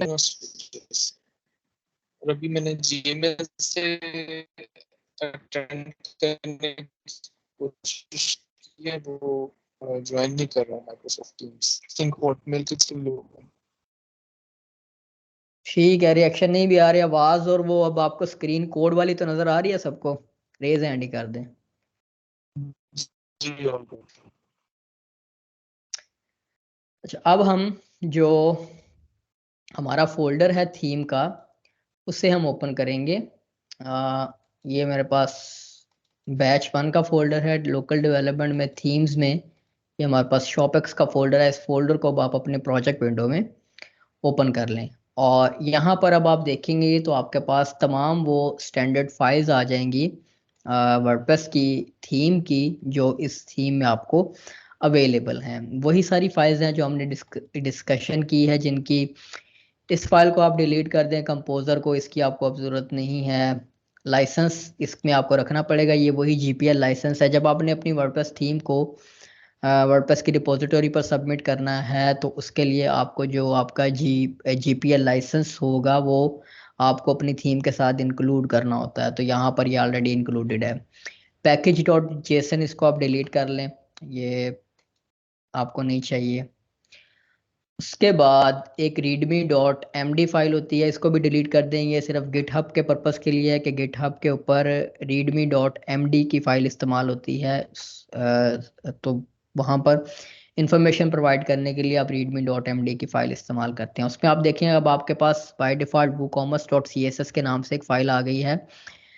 इसमें सिर्फ होता क्या है कि एक तमाम जो आपकी क्लासेस होती हैं, एक वूकॉमर्स प्लगइन से रिलेटेड जो जितनी भी उसकी डिस्प्ले होने के लिए नॉर्मली जो टेम्पलेट्स हैं, उनके क्लासेस हैं, ये दी गई होती हैं, और कुछ स्टैंडर्ड उनके ऊपर स्टाइलिंग इंप्लीमेंट की गई होती है, एक बेस स्टाइलिंग जैसे आप कह सकते हैं। इसको फिर आप फर्दर इन्हेंस करते हैं अपने रिक्वायरमेंट के मुताबिक, और इस फाइल को भी डिलीट कर दें। ये कुछ पैकेजेस हैं, क्योंकि ये थीम जो है वो नोड के पैकेजेस के साथ उन्होंने काम किया हुआ है सारा।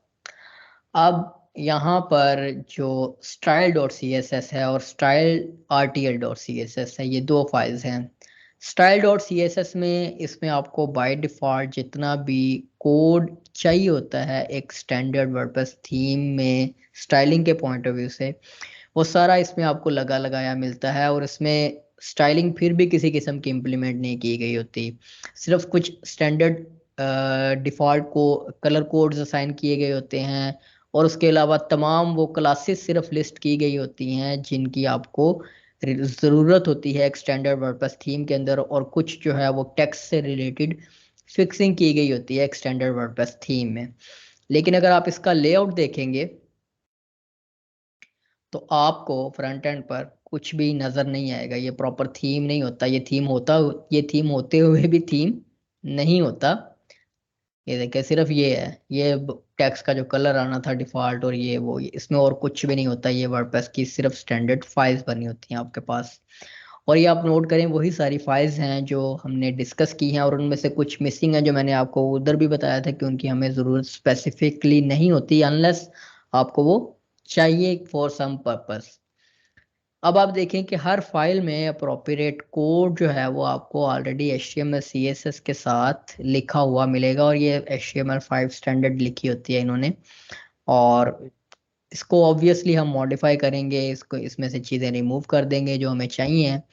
लेकिन एक स्टैंडर्ड उस हर फाइल को जो कोड चाहिए होता है यहाँ पर ऑलरेडी लिखा हुआ है। ये आप देख सकते हैं कि इस तरह से वर्डप्रेस का लूप का कोड होता है। हर पेज या पोस्ट या ऐसी टेम्पलेट फाइल जिसमें कोई कंटेंट दिखाना है, तो वहां पर हमेशा आपको ये लूप मिलेगा वर्डप्रेस का, जिसमें हैव पोस्ट का फंक्शन इस्तेमाल किया जाता है कि अगर तो इस टेम्पलेट से रिलेटेड पोस्ट मौजूद हैं, जैसे archive डॉट php ब्राउज की गई है, तो हैव पोस्ट ऑटोमेटिकली चेक करेगा कि इस आर्काइव के अगेंस्ट कोई पोस्ट हैं, तो द पोस्ट का एक ऑब्जेक्ट या क्लास आपके पास फंक्शन आ जाती है जिसमें उस पोस्ट से रिलेटेड सारी इंफॉर्मेशन होती है।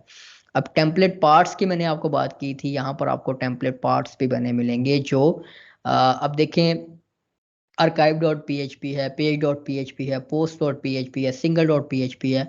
उन सारों में लोड करना है उन्होंने कंटेंट, तो सारों के ऊपर बारी बारी सारा अलग अलग कोड लिखने की बजाय आपके पास क्या होगा कि टेम्पलेट पार्ट्स का एक फंक्शन होगा जिसमें वो कंटेंट डॉट php के नाम से स्टैंडर्ड फाइल बनाई हुई है। अब जब भी उस लूप के अंदर जो आपने HTML लिखनी है, उसके अंदर स्टैंडर्ड वर्डप्रेस के ये फंक्शन इस्तेमाल होंगे जो वर्डप्रेस की पोस्ट की आईडी गेट फेच कर रहा है, पोस्ट के क्लासेस लगा रहा है, उसके बाद पोस्ट का टाइटल आपने लेना है, पोस्ट से रिलेटेड इंफॉर्मेशन जो आपने थंबनेल लेना है, ये सारी वो फंक्शंस हैं जो डिफ़ॉल्ट वर्डप्रेस के हैं उस कंटेंट को प्रेजेंट करने के लिए। तो इस वजह से उन्होंने टेम्पलेट पार्ट्स बनाकर रख दिए ताकि आपने इसको आर्काइव के अंदर यूज़ करें या आप इंडेक्स डॉट php पे यूज़ करें।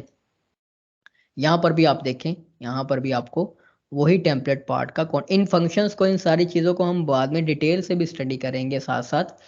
उसके बाद ये पेज डॉट php आप देख लें, इसमें या तो यहाँ पर सारी डिस्क्रिप्शन भी साथ दी होती है आपको कि ये एक टेम्पलेट फाइल किस मकसद के लिए इस्तेमाल हो रही है। अब चूंकि पेज के लिए एक सेपरेट उन्होंने स्ट्रक्चर बनाया हुआ है, तो कंटेंट पेज डॉट php की फाइल इसके ऊपर सिर्फ जो उन्होंने पार्ट ऐड किया है वो कंटेंट डॉट पेज की आपके पास फाइल है। उसके बाद एक रीडमी डॉट टेक्स्ट की फाइल होती है, ये फाइल आपने डिलीट नहीं करनी, ये रीडमी डॉट टेक्स्ट की फाइल आपके पास जब आपने इस थीम को वर्डप्रेस की रिपोजिटोरी पे अपलोड करना है तो ये इंफॉर्मेशन सारी वहां पर इस्तेमाल होती है। उस कोई भी आप वर्डप्रेस की रिपोजिटोरी पे थीम या प्लगइन देखते हैं, उसमें इसी तरह से रीडमी डॉट टीएक्सटी की फाइल में इंफॉर्मेशन दी होती है जो उस पेज के ऊपर वर्डप्रेस की रिपोजिटोरी के ऊपर डिस्प्ले होती है। उसके बाद आपके पास ये स्क्रीनशॉट डॉट png है, इस साइज का आपने सिंपली इमेज बनाना है या इसी इमेज को आपने एडिट कर लेना है। 1200 बाई 900 इसकी विड्थ और हाइट होती है। इसी फाइल के अंदर जो आपको थीम का प्रीव्यू नजर आ रहा है बैकएंड पर, वो आपकी स्क्रीनशॉट डॉट png की फाइल होती है। आपने अपने बस स्क्रीनशॉट जो है वो इस नेम से बनाकर इसके साथ या तो रिप्लेस कर देना है या इसी फाइल को आप फोटोशॉप कैनवा वगैरह में लेकर जाकर उसके ऊपर इसको चेंज कर लें। कि यहाँ पर मैं कैनवा ओपन करता हूँ, अपनी थीम के लिए खूबसूरत सा थंबनेल बना लेते हैं, क्रिएट डिज़ाइन, और यहाँ पर कस्टम साइज 1200 x 900 आपने इसकी विड्थ और हाइट रखनी है, और यहाँ पर आप अपना थंबनेल बना लें। नॉर्मली थीम का आप जो फ्रंट पेज पर लेआउट होता है आप उसका स्क्रीनशॉट लेकर लगा देते हैं, या आप इस तरह से जो है वो, क्योंकि अभी हमारे पास कोई स्क्रीनशॉट तो नहीं है, हम सिर्फ यहाँ पर कोई कलर लगाकर उसको, बैकग्राउंड कलर लगाकर उसके ऊपर कोई टेक्स्ट लिख लेते हैं सिंपल।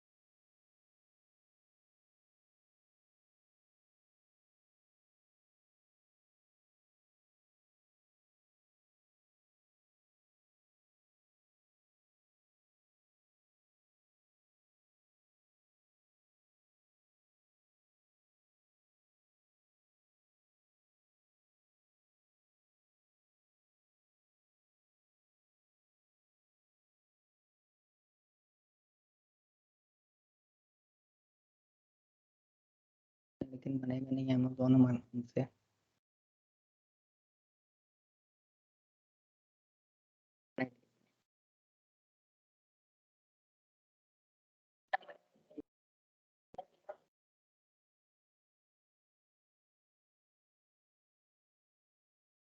देंगे वो हम देंगे screenshot.png और उसको रिप्लेस कर देंगे अपने थीम के फोल्डर के अंदर। इसको मैं रीनेम कर लेता हूँ screenshot.png और जो हमारा फोल्डर है थीम का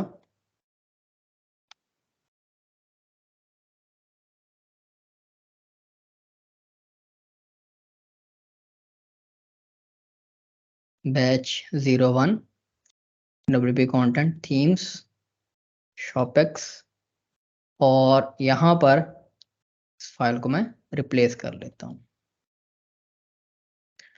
अब इसको आप रीलोड करें तो अब आपके पास थीम की जो थंबनेल है वो आपके पास आ गया। अब यहाँ पर आपने जो थीम की जैसे वो HTTPS का URL की बात की गई थी, अब आपकी थीम से रिलेटेड जितनी भी इंफॉर्मेशन है जो वहाँ पर हमें नज़र आ रही है वर्डप्रेस को, वो आपकी style.css की फाइल में मौजूद थीम में, थीम के शुरू में ये थीम का स्टाइल शीट की फाइल का हेडर बताता है। थीम नेम, यहाँ पर आप टैग नेम अप्रोप्रिएट यूज करते हैं। थीम नेम में आपने नेम बता दिया। थीम यूआरआई, अब ऑथर यूआरआई और थीम यूआरआई ये दो डिफरेंट चीजें हैं। यहाँ पर आपने थीम यूआरआई, अब author URI theme URI different किस तरह से हो सकते हैं कि अब ऑब्वियसली stylothemes.com अगर मेरी मेन कंपनी वेबसाइट है तो वो मैं stylothemes.com मेरा ऑथर यूआरआई है, लेकिन उसके ऊपर अब एक थीम तो नहीं है, मल्टीपल प्रोडक्ट्स हैं। तो यहाँ पर थीम यूआरआई में आपका इस स्पेसिफिक थीम का जो आपकी शॉप के ऊपर या वर्डप्रेस की रिपोजिटरी के ऊपर जो थीम का यूआरएल होगा वो आपके पास ये होगा। तो यहाँ पर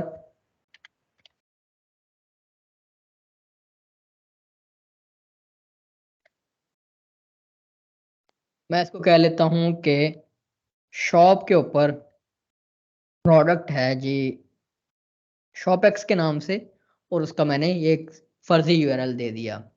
यहाँ पर ऑथर यूआरआई जो है वो प्रिंट भी नहीं हुआ मेरे ख्याल से, वो जो स्पेल मिस्टेक थी हमारे पास उसने ऑटोमेटिकली उसकी वैल्यू को आने ही नहीं दिया। तो यहाँ पर अब ऑथर यूआरआई में आपका ये इंफॉर्मेशन, इस इंफॉर्मेशन को आप कभी भी चेंज कर सकते हैं अपनी रिक्वायरमेंट के मुताबिक। जैसे कि वर्जन 1.0 है, आप जैसे जैसे डेवलपमेंट करेंगे इसके ऊपर तो आप यहाँ से इसके जब फर्दर वर्जन्स बनाएंगे आप इसके वर्जन चेंज करते जाएंगे। वर्जन 1.0 है या 1.2.0 3.0, या आप इसकी नंबरिंग जिस तरह से आप करना चाह रहे हैं आप करेंगे। 1.1 कर देंगे, 1.2 कर देंगे या 1.0.1 कर देंगे। जिस तरह से आपने इसकी वर्जनिंग करनी है आप इस तरह से हर अपडेट के लिए वर्जन नंबर जो है वो डिफाइन करेंगे, और यही वर्डप्रेस के डैशबोर्ड में बताता है उसे कि इस थीम का अपडेट आ गया है। वो अपडेट इसी वर्जन नंबर से कंपेयर किया जाता है। जब आपने थीम वर्डप्रेस की रिपोजिटरी पर अगर अपलोड किया हुआ है तो जब आप वर्जन नंबर चेंज करके अपलोड करेंगे तो ये ऑटोमेटिकली वर्डप्रेस का जो फंक्शन है जो उसको चेक करता रहता है, वो उसको पता लग जाएगा कि जो मेरे पास वर्जन इंस्टॉल्ड है उसमें वर्जन नंबर डिफरेंट है और जो वहाँ पर इंस्टॉल्ड है उसमें वर्जन नंबर डिफरेंट है। तो ये ऑटोमेटिकली वर्डप्रेस फिर डैशबोर्ड में आपको नोटिफिकेशन आ जाता है कि जी इसका अपडेट अवेलेबल है। तो अगर तो वर्डप्रेस की रिपोजिटरी पे थीम अपलोड होगा वहाँ से डाउनलोड कर लेगा, और बाद में हम इसकी मैनुअल अपडेटिंग प्रोवाइड करना वो भी देखेंगे। उसके बाद आपने टेस्टेड अप टू में बताना होता है कि वर्डप्रेस के कौन से वर्जन तक आपने इसे टेस्ट किया हुआ है। तो आपने हमेशा इससे कोशिश करनी है कि हर लेटेस्ट वर्जन के लिए उसके ऊपर टेस्ट करके आप साथ उसका टेस्टेड अप टू का ये वैल्यू चेंज करते जाएं वर्डप्रेस के वर्जन के हिसाब से। और आपने हमेशा अपडेट रखना है अगर आपने वर्डप्रेस की रिपोजिटरी के ऊपर इसे अपलोड करना है। अगर आपने मोस्ट रिसेंट वर्जन के साथ उसको कंपेयर नहीं किया हुआ या यहाँ पर वो वैल्यू अपडेट नहीं की हुई तो वो वर्डप्रेस आपकी थीम को बेसिकली प्रायोरिटी भी नहीं देता और कहीं रेकमेंड भी नहीं करता। तो आपने हमेशा इसको अपडेट रखना है। उसके बाद रिक्वायर्स PHP, ये एट लीस्ट रिक्वायर्ड वर्जन आपका होना चाहिए PHP का 5.6। अब वैसे ही डेड हो चुका है, इसे हम करेंगे एटलीस्ट 7.1 आपके पास हो। इसको 5.6 इज वेरी आउटडेटेड थिंग। तो स्टिल अभी ये इसलिए इस्तेमाल किया जा रहा है कि काफ़ी सारी थीम्स पुराने या प्लगइन्स पुराने उसमें ऐसे पीएचपी के फंक्शंस या कोड इस्तेमाल किए गए होते हैं जो पीएचपी के पुराने वर्जन के ऊपर लिखे गए हैं। तो हम चूंकि फ्रॉम स्क्रैच ही स्टार्ट कर रहे हैं, इसके अंदर कोई भी फंक्शन हम ऐसा नहीं लिख रहे होंगे जो पीएचपी के वर्जन 7.x के साथ कंपेटिबल नहीं होगा। 8 के साथ अभी आप नहीं करेंगे, 8 को वर्डप्रेस इटसेल्फ अभी रिकमेंड नहीं कर रहा, क्योंकि 8 still is fairly not widely used. के वर्डप्रेस के कह लें कि 60 to 70% प्लगइन्स और थीम्स अभी 8 पॉइंट पे टेस्ट ही नहीं किए गए। 8 पॉइंट के ऊपर, 8 पॉइंट वर्जन पीएचपी के ऊपर उनके इश्यूज हैं जिनको रिजॉल्व होने में एटलीस्ट अनदर 1 ईयर लगेगा, मिनिमम, मैक्सिमम भी लग सकता है। तो हम एटलीस्ट 7.1 से स्टार्ट करते हैं, ऑल्दो 7.4 जो है वो इस वक्त करंट स्टेबल वर्जन है पीएचपी का, लेकिन कुछ वेब होस्ट के ऊपर लोगों ने पीएचपी 7.1 भी की होती है, कई लोग तो अभी पीएचपी 5.6 भी यूज कर रहे हैं। उसमें से यहाँ पर अब आप अपनी थीम से रिलेटेड इंफॉर्मेशन है, डिस्क्रिप्शन आप चेंज कर लें, ये भी आप रिमूव कर सकते हैं। You are not bound to give the credit, लेकिन क्रेडिट रखेंगे या आप वर्डप्रेस की जितनी भी रिपोजिटरी में भी थीम देखेंगे उन्होंने ये क्रेडिट रखा ही होता है, तो आप इसको रख लें। उसके बाद यहाँ पर कुछ ये क्रेडिट दिया गया है कि normalize dot C S S जो निकोलस ने बनाई थी, ये HTML के और CSS की कुछ जेनेरिक नॉर्मलाइजेशन है जो कहा जाता है कि हर वेबसाइट के ऊपर आपको इम्प्लीमेंट करनी चाहिए। तो ये सारी अब सो ऑन वो इस तरह से उस तरह से कुछ स्टाइलिंग और बेस स्टाइलिंग और डिफॉल्ट स्टाइल्स आपके पास सारे अवेलेबल हैं। अब हम इस पूरी जो थीम है इसमें मॉडिफिकेशन करते जाएंगे इन फाइल्स को इस्तेमाल करते, और उसमें सबसे पहले INC के अंदर आपके पास कुछ फंक्शनैलिटी रिलेटेड फाइल्स भी होती हैं, जैसे वूकॉमर्स की सपोर्ट ऐड करने के लिए आपको ये कोड चाहिए होता है जो हमने वूकॉमर्स की बॉयलर प्लेट ऑन करके फौरन वहीं से चेक कर लिया था। अदरवाइज आपको वूकॉमर्स डॉट PHP की फाइल, अगर आपने वूकॉमर्स का थीम बनाना है तो आपको वूकॉमर्स डॉट PHP की एक फाइल बनानी होती है अपनी थीम के फोल्डर के अंदर, और उसमें आपने ये सारा कोड जो है वो लिखना होता है। ये आपको वूकॉमर्स जैसे वर्डप्रेस का अपना डेवलपर डॉक्स है, वूकॉमर्स का भी अपना डेवलपर डॉक्स है, उसको हम लेटर ऑन देखेंगे, क्योंकि वहीं से भी फिर हमने कोड और चीज़ें इस्तेमाल करनी है जब हम वूकॉमर्स की इंटीग्रेशन पे प्रॉपर आएंगे। अभी तो हमारा बेस थीम स्टार्ट होगा। तो ये सारा कोड वहीं पे दिया होता है। इन्होंने क्या किया है कि सिंपली आप लोगों की आसानी के लिए या हम लोगों की आसानी के लिए ऐड कर दिया होता है। उसके अलावा टेम्पलेट टैग्स डॉट PHP की एक फाइल होती है जिसमें कुछ यूजफुल फंक्शंस होते हैं, जैसे कि अगर आपने पोस्ट पे दिखाना है कि ये पोस्ट कब पोस्ट की गई थी, पोस्टेड डेट, तो इसका एक बाय डिफॉल्ट फंक्शन बना होता है। और ऑथर का नेम दिखाने के लिए ये कुछ फंक्शन बना होता है। शॉप, ये आपकी थीम के साथ ही नेमिंग कर देता है ऑटोमेटिकली, बाय डिफॉल्ट ये पोस्टेड बाय होता है। उसके बाद हर पोस्ट में एक फुटर की फाइल बनाई गई है, उसके लिए फंक्शन बनाया गया है जिसमें उससे कैटेगरी से रिलेटेड लिंक्स ले आता है, उसका एडिट पोस्ट का लिंक ले आता है। कुछ यूजफुल फंक्शंस हैं, टेम्पलेट टैग्स हैं। उसके बाद कुछ ये बेस फंक्शंस हैं जो वर्डप्रेस में आपको रिक्वायर्ड होते हैं, ये भी उन्होंने ऐड किए हैं। इवन जेटपैक की कंपैटिबिलिटी भी यहाँ पर इसमें ऐड की गई होती है, अगर आप जेटपैक कंपैटिबल बनाना चाह रहे हैं, जो कि आपको बनाना भी चाहिए अपनी हर थीम को।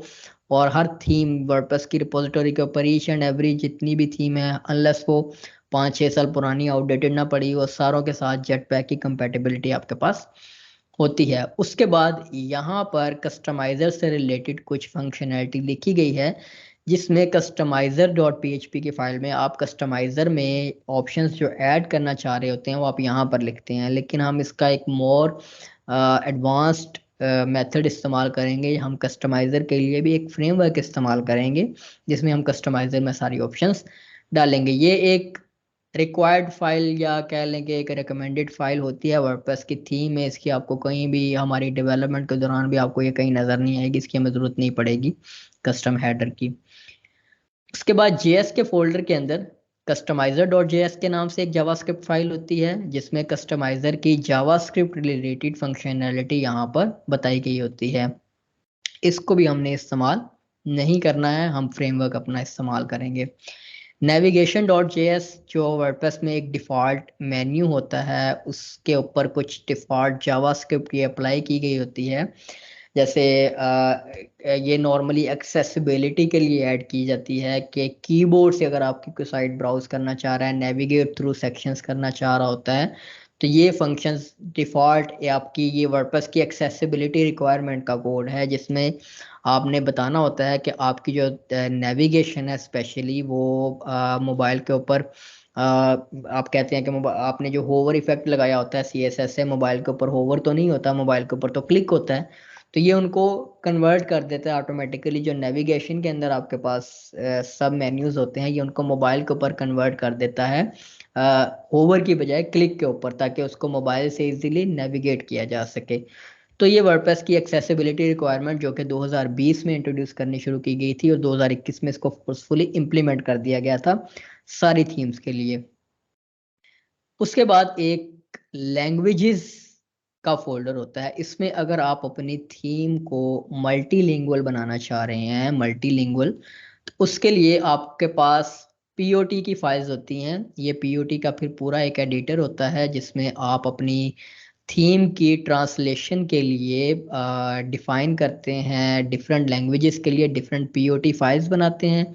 इंग्लिश के लिए en डॉट पीओटी और इस तरह से उर्दू या अरबिक के लिए यूआर और एआर की आप फाइल्स बनाते हैं, और उनमें फिर जितने भी आपने फंक्शंस इस्तेमाल किए हुए हैं, जहाँ जहाँ पर थीम में आपने कोई लेबल्स इस्तेमाल किए हुए हैं, कोई भी वर्ड आपने फिक्स लिखा हुआ है, उसको फिर आप ट्रांसलेशन फंक्शंस के साथ पास करते हैं। वो ऑटोमेटिकली क्या होता है कि जो आपने ट्रांसलेशन फाइल्स में उन लेबल्स के अगेंस्ट जो नेम लिखी, जो वैल्यू लिखी होती है, जैसे अगर आपने थीम में कहीं पर विजिट टाइटल लिखा हुआ है या विजिट लिखा हुआ है, जो हम कोड में थ्रू आउट करें भी काफ़ी जगह पर के एक फिक्स टाइटल आ रहा है, तो उसमें फिर आप उसको आपने जब लिखा हुआ है तो वर्डप्रेस आपको कुछ फंक्शंस प्रोवाइड करता है कि आपने ऐसे ही उठाकर हार्ड कोड नहीं कर देना कोई भी टेक्स्ट को भी प्रिंट करने के लिए वर्डप्रेस आपको एक ट्रांसलेटेबल फंक्शन देता है, जिसमें आप एक वैल्यू देते हैं, जो डिफ़ॉल्ट उसकी वैल्यू आप इंग्लिश में देंगे, उसके साथ ही वो ट्रांसलेट उसे करने के लिए उसका फंक्शन होता है। मैं यहाँ पर आपको किसी फाइल में उसका एग्जांपल के साथ दिखाता हूँ। ये देखें, ये वर्डप्रेस का, अब कमेंट्स आर क्लोज्ड वैसे भी लिख सकते थे हार्ड कोड करके, ये क्यों नहीं लिखा गया इस पैराग्राफ के अंदर? वो इस वजह से नहीं लिखा गया क्योंकि इस थीम को अगर आपने ट्रांसलेटेबल बनाना है तो आप वर्डप्रेस का इस तरह का ESC HTML और ESC जो HTML ES इस तरह से काफ़ी सारे फंक्शंस हैं जो स्केप करते हैं। ये टेक्स्ट भी होता है, ये नंबर भी होते हैं और इस तरह से सो ऑन है, ये स्केपिंग के लिए इस्तेमाल होते हैं। ये स्केपिंग के साथ साथ ट्रांसलेशन के लिए भी इस्तेमाल होते हैं। इस पे फर्स्ट जो पैरामीटर होता है आपका इसके पास, वो आपकी वो वैल्यू होता है जो आप डिफ़ॉल्ट प्रिंट करना चाह रहे हैं। उसके साथ ये आपको याद होगा हमने थीम का एक टेक्स्ट डोमेन रखा था, ये वो थीम का टेक्स्ट डोमेन है। ये आप हर अपने उस टेक्स्ट के साथ इस्तेमाल करते हैं, और उसमें फिर ये जो जब आप वो ट्रांसलेशन वाली फाइल्स भी आप इस्तेमाल करते हैं तो आपको ऑटोमेटिकली सिर्फ जो है वो आप इस टेक्स्ट के साथ इसको रिप्लेस करते हैं अपनी दूसरी लैंग्वेज के साथ, और ये फिर जहाँ जहाँ पर आपने इस मेथड को इस्तेमाल करते हुए टेक्स्ट प्रिंट किया हुआ है तो वो ट्रांसलेटेबल हो जाता है। वर्डप्रेस की रिपोजिटोरी पर भी आपके पास आपने देखा होगा कि डिफरेंट प्लगइन्स जो हैं वो ट्रांसलेशन की आपके पास ऑप्शन अवेलेबल होती है, आप प्लगइन्स को कंट्रीब्यूटर्स ट्रांसलेट करते हैं। तो हर स्ट्रिंग के साथ जो भी प्रिंट किया गया होता है प्लगइन में कहीं भी या थीम में कहीं भी जो इस्तेमाल किया जा रहा है, उसके साथ उसको ट्रांसलेट फंक्शन उसका यूज़ किया जाता है ताकि उसको बाद में ट्रांसलेट किया जा सके, और ये प्रोसेस ऑटोमेटेड होता है। उसके बाद आपकी थीम में एक फंक्शंस, इस थीम में फंक्शंस डॉट php की फाइल होती है। इसको आप कह सकते हैं एक mini plugin built with in your theme. अब आपने जब कोई छोटी मोटी फंक्शनैलिटी ऐड करनी है अपने लेआउट में, तो उसके लिए लाजमी नहीं है कि हर छोटी फंक्शनैलिटी ऐड करने के लिए भी आप प्लगइन कोड करें पूरा, दैट्स नॉट अप्रोप्रिएट। इसीलिए वर्डप्रेस ने थीम्स के अंदर एक functions.php की फाइल आप लोगों को प्रोवाइड की गई होती है या आप लोगों ने खुद से बनानी होती है और अंडरस्कोर्स की सूरत में हमें ये बनी बनाई मिल जाती है। इसमें आप ऐसे छोटे छोटे कोड स्निपेट्स या ऐसी छोटी छोटी फंक्शनैलिटी जो आपको चाहिए, आपने जैसे अगर आपने पोस्ट का लूप चलाया है तो उसमें एक्सेप्ट जो आ रहा होता है आपके पास, आप उसमें वर्ड की लिमिट करना चाह रहे हैं, तो आप वर्ड की लिमिट करने के लिए ना तो कोई सेपरेट प्लगइन इंस्टॉल करना भी बेवकूफ़ी है और उसका प्लगइन बनाना भी बेवकूफ़ी है। आपने सिर्फ क्या करना है कि जो डाटा आ रहा है उसमें जो नंबर ऑफ वर्ड्स हैं आपने सिर्फ वो ट्रिम करने हैं, तो उसके लिए आप सिंपली उस कोड को functions.php की फाइल में रख सकते हैं। तो इस तरह की छोटी छोटी कुछ जो फंक्शनैलिटीज़ हैं जो थीम के लेआउट से रिलेटेड या डाटा डिस्प्ले करवाने में आपको चाहिए होते हैं, वो आप functions.php की फाइल में रखते हैं। और उसके अलावा functions.php की फाइल में आप अपनी थीम के लिए सपोर्ट्स ऐड करते हैं, एक कि आप थीम में किस किस चीज़ की सपोर्ट देना चाह रहे हैं। उसमें थीम सपोर्ट में आप इनमें से इन ऑप्शंस को जो आपको नहीं चाहिए, जिनको आप नहीं ऐड करना चाह रहे अपनी थीम के लिए सपोर्ट, वो आप यहाँ से उनको ख़त्म कर सकते हैं या आप मज़ीद सपोर्ट जो है वो ऐड कर सकते हैं। ये कस्टम बैकग्राउंड की सपोर्ट है, ये कस्टमाइज़र में आपके पास आती है। उसके अलावा कस्टम लोगो की आप सपोर्ट देना चाह रहे हैं तो कस्टमाइज़र में एक लोगो की फील्ड बन जाती है, इसे आप रिमूव कर देंगे तो कस्टमाइज़र से लोगो की फील्ड रिमूव हो जाएगी। यहाँ से आप उसकी डिफ़ॉल्ट हाइट और विड्थ बता सकते हैं। उसके अलावा यहाँ पर सपोर्ट में आपके पास नेविगेशन मेन्यूज रजिस्टर हो रहे हैं। वर्डप्रेस में जितने भी मेन्यूज होते हैं, इन सारी चीज़ों को आहिस्ता आहिस्ता जब हम थीम बनाने शुरू करेंगे तो फिर हम इनके ऊपर आएंगे, लेकिन आपको एक ओवरव्यू दे रहा हूँ। यहाँ पर आप अपनी इस फंक्शन के ज़रिए, इस फंक्शन में आपके मेन्यूज रजिस्टर हो रहे हैं। ये एक menu location by default register हुआ होता है।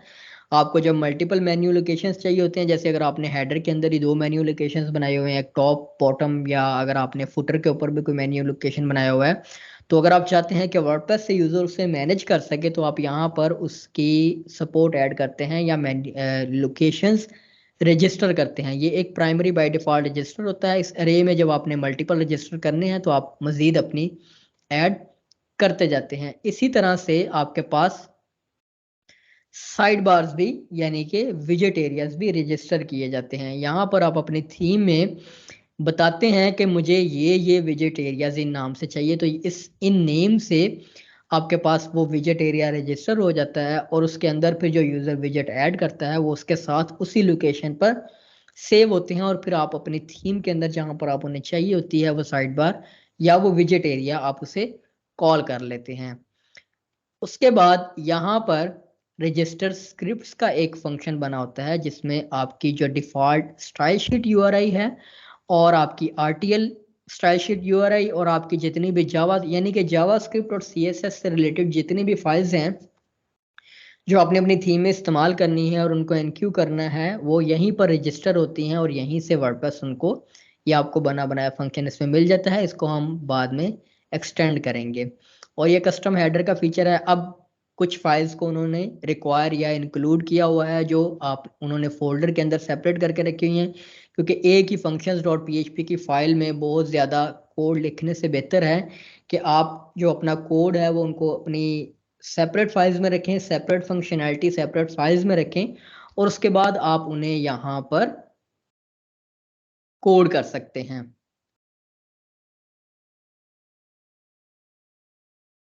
ओके, तो ये है ओवरव्यू इस पूरी जो हमने स्टार्टर थीम इस्तेमाल की है इसका, और इसकी अब आप लोग जो है वो आज अपने डाउनलोड करें, अंडरस्कोर्स की फाइल बनाएं और जो बेसिक आज हमने स्टार्ट की हैं चीज़ें सारी, वो सारी उनकी आप प्रैक्टिस करनी शुरू करें। इसमें फाइल्स को एक्सप्लोर करें और एक्सप्लोर करके देखें कौन सी फाइल में कौन सा कोड लिखा हुआ है और वो किस मकसद के लिए इस्तेमाल हो रही है। मकसद तो मैंने ऑलमोस्ट सारे आप लोगों को बता दिए हैं और नेक्स्ट जो वेडनेसडे से क्लास होगी उसमें बाकायदा हम इसको इसके ऊपर अपना कोड लिखना शुरू करेंगे और अपनी थीम को जो हमने लेआउट देना है और उसको कहाँ से स्टार्ट करना है, कैसे स्टार्ट करना है, वो सारी चीज़ें हम यहाँ पर नेक्स्ट क्लास में अब हम स्टडी करना शुरू करेंगे। अभी तक के अब अगर आप लोगों के कोई क्वेश्चंस हैं तो आप लोग पूछें।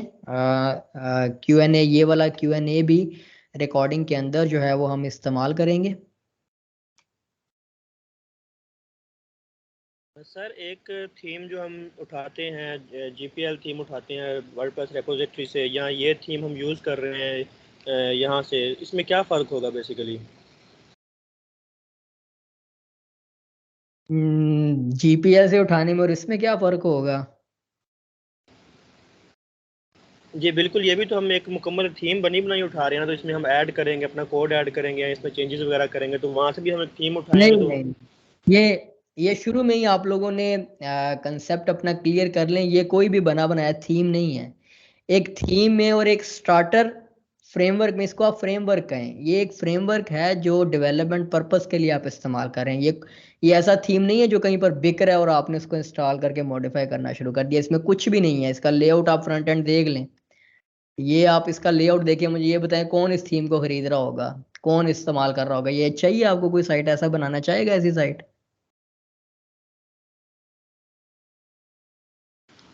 ठीक है सर, समझ लग गया। ये सिर्फ एक फ्रेमवर्क है जिसमें आपको वो सारी रिक्वायर्ड फाइल्स जो एक स्टैंडर्ड वर्डप्रेस थीम को चाहिए होती हैं, सिर्फ ये वो बनी होती हैं, और उनमें अप्रोप्रिएट सिर्फ मिनिमल सा कोड लगा होता है जो उस थीम में आपको उस टेम्पलेट लोकेशन के लिए चाहिए होता है। जैसे बूटस्ट्रैप है, बूटस्ट्रैप में सिर्फ बनी बनाई क्लासेस होती हैं।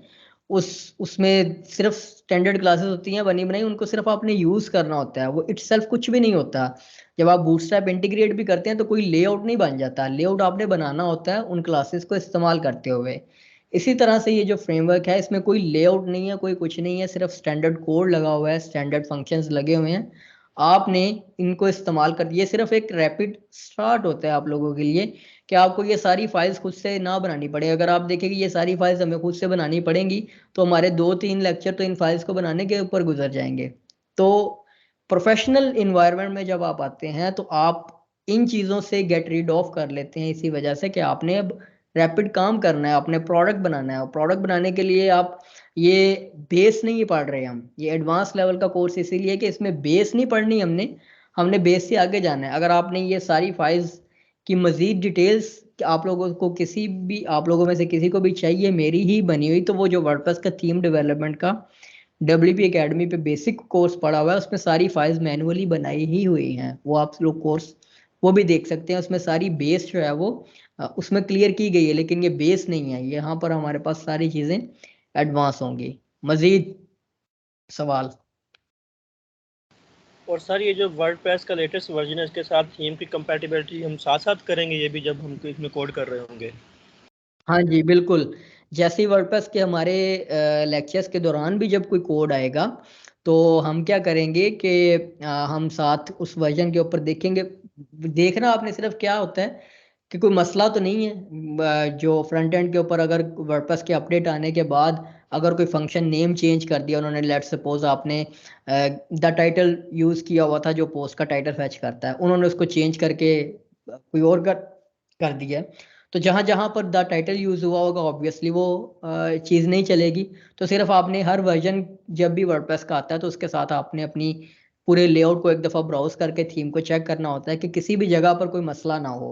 तो अगर मसला होगा तो आप उसको फिर वर्डप्रेस जब भी कोई वर्जन रिलीज करता है और उसमें डेवलपमेंट पॉइंट ऑफ व्यू से अगर कोई चीज़ चेंज होती है तो पूरी डिटेल के साथ मेंशन करते हैं, और वो आपने फिक्स कैसे करना है ये भी वहां पर मेंशन किया गया होता है। तो आपने वहीं से फिर देख लेना है कि कौन सा फंक्शन चेंज हुआ है और उसको मैंने अब क्या नाम देना है। आपने सिंपली वो नेम रीनेम कर लेना है और उसको फिर कंपैटिबल बना लेना है वर्डप्रेस के लेटेस्ट वर्जन। हमारे भी इस कोर्स के दौरान जहां पर वर्डप्रेस का अपडेट आएगा हम देखेंगे, साथ टेस्ट करेंगे कि ये इस वर्जन के ऊपर चेंज क्या हुआ है बेसिकली, और हमने कोई चेंज तो नहीं करना। बाज़-औक़ात वर्डप्रेस के अपडेट्स में आपको ज़रूरत ही नहीं होती कुछ चेंज करने की, क्योंकि वो उन्होंने चेंज हर चेंज डेवलपर्स के लिए नहीं होता या डेवलपमेंट पॉइंट ऑफ व्यू से नहीं होता। वर्डप्रेस अपनी फंक्शनैलिटीज़ और बाकी चीज़ों के लिए भी अपडेट्स करता है।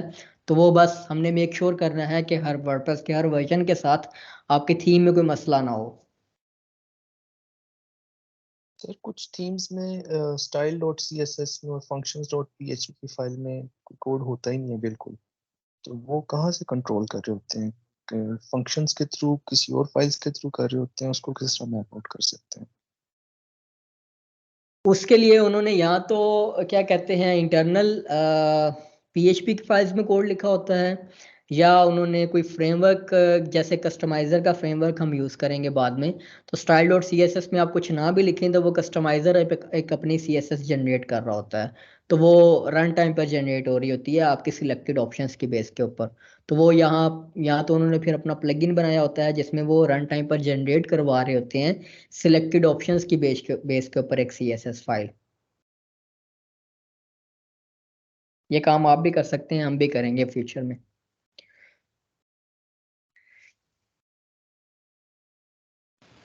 सर किसी भी जो न्यू थीम बना रहे होते हैं उसकी माइंड मैपिंग कैसे करते हैं हम, कि हमने ये थीम बनानी है, इसमें किस तरह से हमने वर्क करना है? ये तो वही सवाल है, कोई भी प्रोडक्ट बेसिकली आपने बनाना है तो उस प्रोडक्ट के ऊपर आपने R&D तो अपनी खुद करनी होती है ना। अब अगर एक मेरे जहन में आइडिया है, मैंने टॉफ़ी बनानी है, तो टॉफ़ी बनाने के लिए मैं पहले देखूंगा ना कि मैंने टॉफ़ी बनाने के लिए मुझे मशीन कौन सी चाहिए, फिर वो उस टॉफ़ी के फ्लेवर कौन से होते हैं, मुझे फ्लेवर कहाँ से मिलेंगे, फिर वो कौन सा फ्लेवर ऐसा मैं बनाऊं जो ज़्यादा बिके, फिर उसमें आपने हेल्थ से रिलेटेड इश्यूज को टैकल करना होता है।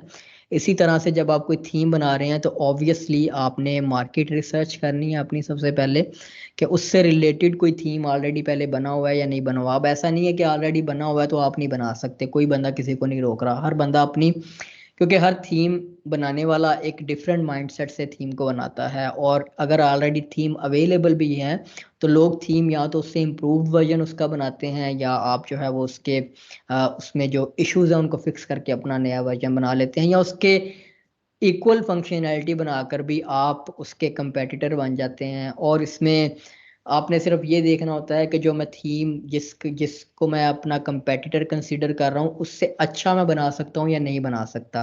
अगर आप अच्छा नहीं बना सकते तो फिर आप गैप फाइंड करते हैं, आप जैसे थीम फॉरेस्ट के ऊपर चले जाएं या वर्डप्रेस की रिपोजिटरी पर चले जाएं और वहां पर फिर आप सर्च करते हैं स्पेसिफिक टर्म के ऊपर। ये उसी तरह से है जैसे लोग SEO में अपने निच फाइंड करते हैं और उस निच के अंदर सब निचेस होती हैं, इसी तरह से आप फिर देखते हैं कि कौन सी कैसी कैटेगरी है जिसमें थीम्स कम हैं, और अगर हैं तो उनकी या लेआउट्स अच्छे नहीं है, आप उसको इम्प्रूव कर सकते हैं, या उनके फीचर्स अच्छे नहीं हैं जो आप ऐड कर सकते हैं। तो आप फिर you should always start from a category where you don't have any competition at all और अ मिनिमल कंपटीशन।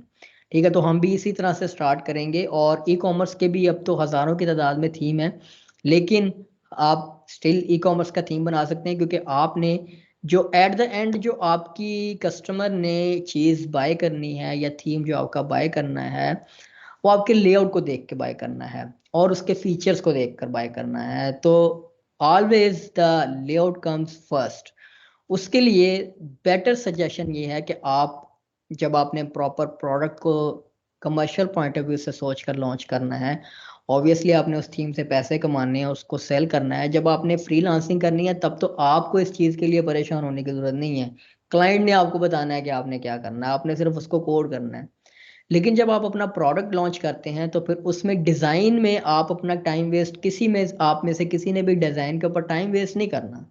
आपने सिंपली जाना है फाइवर के ऊपर, या मैंने भी कल एक बच्चे की पोस्ट की हुई थी, मैट्रिक का बच्चा, बड़े अच्छे UI के डिज़ाइन बनाता है, या आपका कोई दोस्त है जो आपके साथ पार्टनर आना चाहता है, तो आप उस जो UI और UX का बंदा हो, जो वेबसाइट के फिग्मा वगैरह में डिज़ाइन बनाता हो, आपने क्या करना है कि या तो किसी को हायर करना है, उससे प्रॉपर डिज़ाइन बनवाना है, अपना आइडिया दे करके भाई मैं इस क्लासिफाइड, कह लो कि आप क्लासिफाइड थीम बनाना चाह रहे हैं, तो आप उसे आइडिया दें कि मैंने एक क्लासिफाइड वेबसाइट का मुझे यूनिक डिज़ाइन चाहिए। आप डिज़ाइन डिज़ाइनर से करवाएंगे और फिर उसको आप कोड करेंगे एक थीम में। जितने भी वर्डप्रेस की रिपोजिटरी के ऊपर और थीम फॉरेस्ट के ऊपर आपको थीम मिलते हैं ना, वो किसी भी एक बंदे का काम किसी का भी नहीं है। जितने भी वो थीम्स हैं उनके पीछे या तो टीम होती है, एटलीस्ट 5 to 6 पीपल होते हैं, जिनमें मार्केटर होता है, जिनमें डिज़ाइनर होता है, जिनमें फिर 2-3 डेवलपर्स होते हैं। डेवलपमेंट में ये बी ए नहीं है कि अगर आपकी फ्रंट एंड स्किल्स अच्छी हैं, HTML CSS अच्छी है तो लाजमी नहीं आपकी PHP भी बहुत अच्छी होगी। तो अच्छे सॉफ्ट हाउसेज में और अच्छे प्रोडक्ट्स में बैकएंड पर फ्रंट एंड डेवलपर्स डिफरेंट होते हैं, बैक एंड डेवलपर्स डिफरेंट होते हैं। तो आपने जब एक कमर्शियल प्रोडक्ट लॉन्च करना है, आप ने अगर अभी से ज़हन बनाया हुआ कि मैंने थीम फॉरेस्ट के ऊपर जाना है, तो थीम फॉरेस्ट के ऊपर जाने के लिए अभी अपना ज़हन क्लियर कर लें कि आप अकेले नहीं जाएंगे कभी भी, या बगैर किसी डिज़ाइनर और मार्केटर को हायर किए और उनको अपने साथ मिलाए बगैर आप लोग थीम फॉरेस्ट पे कभी नहीं जा सकते। उसकी सबसे बड़ी रीज़न ये है कि उनका जो क्वालिटी स्टैंडर्ड्स हैं वो आप एक सिर्फ डेवलपर बंदा मेट ही नहीं कर सकता, एक आपको अच्छी डिज़ाइन सेंस भी होनी चाहिए, फिर आपका कोड भी चेक होता है, फिर उसके बाद आपने जो उसके प्रेजेंटेशन ग्राफिक्स बनाने हैं वो भी इंपॉर्टेंट होते हैं थीम की जो आप प्रेजेंट कर रहे हैं, फिर आपको उसकी डॉक्यूमेंटेशन भी अच्छी चाहिए। अगर आप कोड अच्छा लिख सकते हैं इसका मतलब ये नहीं है कि आप डॉक्यूमेंटेशन भी अच्छी लिख लेंगे, डॉक्यूमेंटेशन भी आपने बड़ी क्लियर बनानी होती है, डॉक्यूमेंटेशन के लिए भी लोग हायर किए जाते हैं और इवन स्टाफ रखा गया होता है। तो एक थीम जो है वो काफी सारी बंदों की एक्सपर्टीज का मिक्सचर होता है जो थीम फॉरेस्ट के ऊपर आपको मिलता है, या इवन वर्डप्रेस की रिपोजिटरी के ऊपर अगर आप एस्ट्रा की बात करेंगे तो 20 पीपल्स की टीम है उनकी मिनिमम। अगर आप कैडेंस की बात करेंगे 15 लोग तकरीबन उनके हैं। अगर आप इस तरह की ओशन डब्ल्यूपी की बात करेंगे, मेरे जानने वाले हैं इंडियन है लड़के सारे, तो वो कोई 20-25 लोगों की टीम है। तो वो फ्री थीम भी अगर आप कहेंगे जी एस्ट्रा तो फ्री थीम है तो उसके ऊपर एक ही डेवलपर काम करता होगा, ऐसा नहीं है। उनके 6 तो फ्रंट एंड डेवलपर्स हैं, 2-3 उनके बैक एंड डेवलपर्स हैं जो उनके प्लगइन के ऊपर काम कर रहे हैं, जो आपको डेमो इंपोर्टर नजर आता है ये वो। तो ऐसा आप लोगों ने ये इस कोर्स का इंटेंट भी नहीं है, ना मेरी कभी सी शुरू से आदत रही है कि सबस बाग थंबनेल में दिखा दो और बंदे को बाद में जलील कर दो। ऐसा कहीं नहीं होगा कि आप एक ही बंदा उठ के जो है वो इस तरह का थीम बना लेगा जो थीम फॉरेस्ट पे पड़ा होगा। इवन मैंने भी स्टाइलो थीम्स पे जो थीम बेचता हूँ उनके लेआउट्स मैंने डिजाइनर्स को हायर करके उनसे बनवाए होते हैं, उनकी मार्केटिंग के लिए मैंने थर्ड पार्टी लोगों को हायर किया होता है, एसईओ के लिए मैंने पैसे देकर उसकी एसईओ करवाई हुई है। तो इस तरह से आपने भी अगर कमर्शियल इंटेंट के साथ आना है प्रोडक्ट बनाने के लिए तो आप ये अभी से क्लियर कर लें कि आप लोगों ने साथ आप लोगों को या तो साथ पार्टनर्स मिलाने पड़ेंगे या आप लोगों को इन्वेस्ट करके साथ अपने साथ रेलेवेंट पीपल अटैच करने पड़ेंगे। और अगर आप सोलो खेलना चाहते हैं तो सोलो में आप बड़े बेसिक लेवल के थीम बनाएंगे, आप थीम फॉरेस्ट के लेवल का या एस्ट्रा या कैडेंस के लेवल का थीम सोलो में नहीं बना पाएंगे, उसमें काफी सारी उसकी रिस्ट्रिक्ट फिजिकली पॉसिबल नहीं है आपके साथ कि आप क्या क्या क्या करेंगे। आप डिजाइन सेंस लेकर आएंगे या कोड के लिए लॉजिक लेकर आएंगे तो आप एग्जॉस्ट हो जाएंगे एक ही प्रोडक्ट के ऊपर खुद ही काम करते हुए। आई होप अगर आपका इससे रिलेटेड और किसी का कोई क्वेश्चन इसी तरह का है तो वो भी अपना इनपुट दे लें।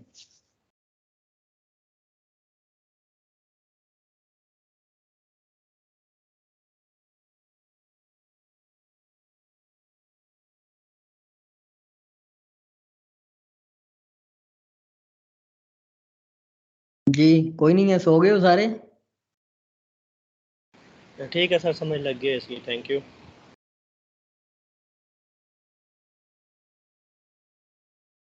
और जी और कोई सवाल?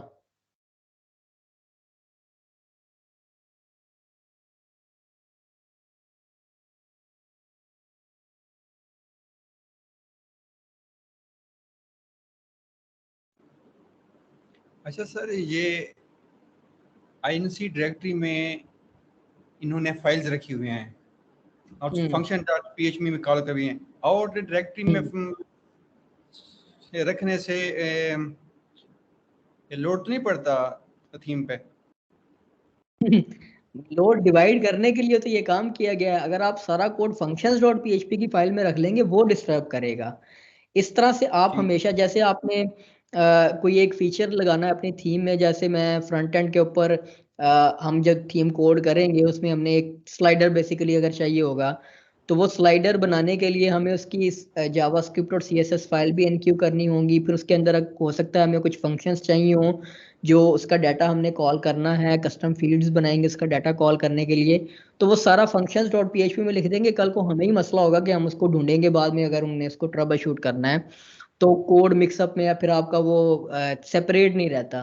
तो हर सेपरेट फंक्शनैलिटी के लिए आप एक सेपरेट फाइल बना लेंगे, उसके अंदर कोड रख लेंगे ताकि आपको स्लाइडर डॉट पीएचपी के नाम से फाइल बना लेंगे। हमें पता होगा कि यार स्लाइडर में अगर कोई चीज़ मैंने फिक्स करनी है चेंज करनी है तो वो सीधी स्लाइडर डॉट पीएचपी के फाइल में पड़ा हुआ कोड, मुझे कहीं और जाने की जरूरत नहीं है।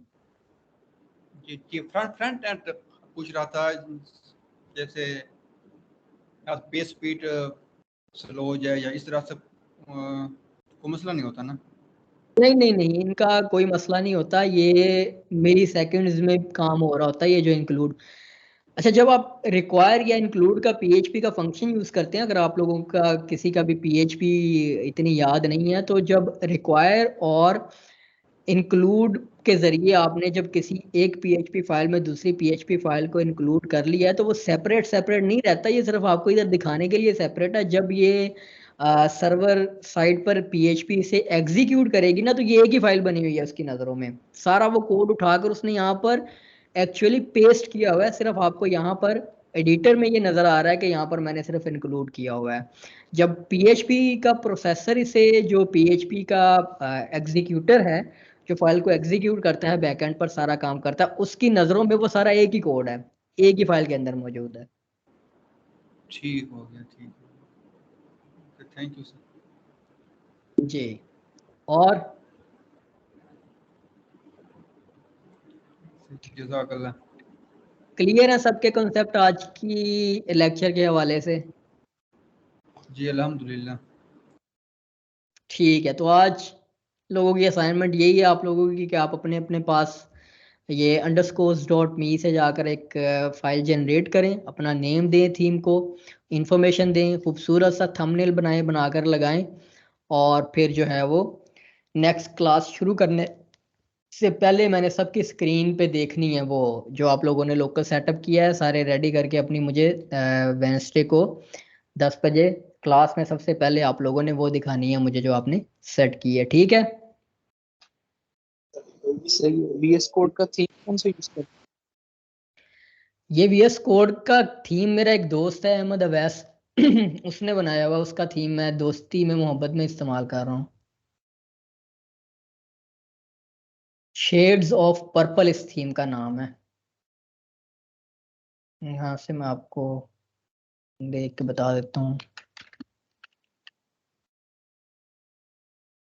ये शेड्स ऑफ पर्पल जिसको पसंद है वो इस्तेमाल कर ले, मुझे तो बहुत पसंद है पर्पल कलर, इसने बड़ी अच्छी कॉम्बिनेशन यूज की हुई है। फाइल्स के अंदर जो कोड का प्रेजेंटेशन है, कलर स्कीम है, वो भी बड़ी जबरदस्त है इसकी। 1.2 मिलियन मेरे ख्याल से इसके इंस्टॉल्स हैं।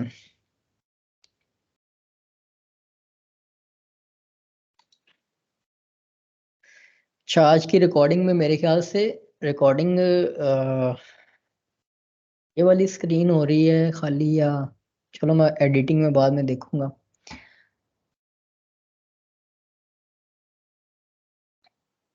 चलो ओके, फिर आज लोग आप आज की आप लोगों की क्लास एंड करते हैं। समझ आ गई है सबको? ओके है, नेक्स्ट जो है वो फिर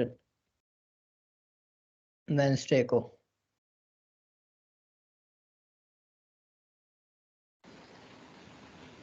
इंशाल्लाह सर। चलो 12 बज गए हैं, आप लोग भी जो है वो अब आज मुझे भूल गया था, मैंने पानी भी नहीं रखा था, प्यास तो बीच में लग गई है। अब कल नेक्स्ट क्लास से जो है ना वो पानी की बोतल स्पेशल रखते हैं इधर।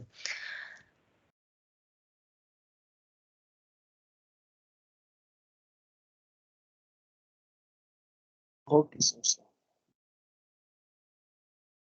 और मैं एक ये माइक्रोसॉफ्ट टीम्स आप लोग सारे जो है ना वो इंस्टॉल कर लो अपने पास सॉफ्टवेयर, और आपके कल तक मेरे ख्याल से आपके अकाउंट्स भी ऐड हो जाएंगे। तो इस सॉफ्टवेयर में ना प्रॉपर कन्वर्सेशन सिस्टम है, इसमें सारा फाइल्स शेयर कर सकते हैं हम, चैट कर सकते हैं आपस में। तो इसमें मैं क्या किया करूँगा, ये जो रिकॉर्डेड क्लास है ये भी सारी क्या कहते हैं वहाँ पर ना डेली बेसिस पर शेयर कर दिया करूँगा आप लोगों के साथ, कि अगर बीच में कोई चीज़ आपको बाद में प्रैक्टिस के दौरान देखनी है आपने, तो वो क्लास आप दोबारा देख सकते हैं। फिर इसके एडिटेड वर्जन बाद में LMS में डाल देंगे। और फिर जो कुछ लोग डायमंड स्पॉन्सर्स बने हुए हैं उनको भी डेली बेसिस पर जो रिकॉर्डेड क्लासेस हैं उनकी हमने उनको भी देंगे फाइल्स। आप लोगों के लिए भी वो जो माइक्रोसॉफ्ट टीम्स का सॉफ्टवेयर है उसमें आप उसको इंस्टॉल कर लें, और सारी चीज़ें आपको फिर वहीं पर डेली बेसिस पर जो रिकॉर्डेड क्लास है मैं वहाँ पर दे दिया करूँगा आप लोगों को। सर जीमेल के थ्रू हो नहीं रहा, आई थिंक वो हॉटमेल के थ्रू ही होगा। मैंने आपको हॉटमेल की आईडी सेंड कर दिया, ज्वाइन नहीं हो रहा अच्छा Gmail। चलो ठीक है, जिनका वो जीमेल से नहीं हो रहा ना, माइक्रोसॉफ्ट टीम्स का अकाउंट नहीं बन रहा, वो मुझे अपना हॉटमेल का मैंने तो वैसे WP Academy की मेल से बनाया हुआ है, आपको पता नहीं क्यों नहीं हो रहा। वहाँ पर ऑप्शन होती है, आप कोई भी अकाउंट यूज़ कर सकते हैं, लाजमी नहीं है कि हॉटमेल ही हो।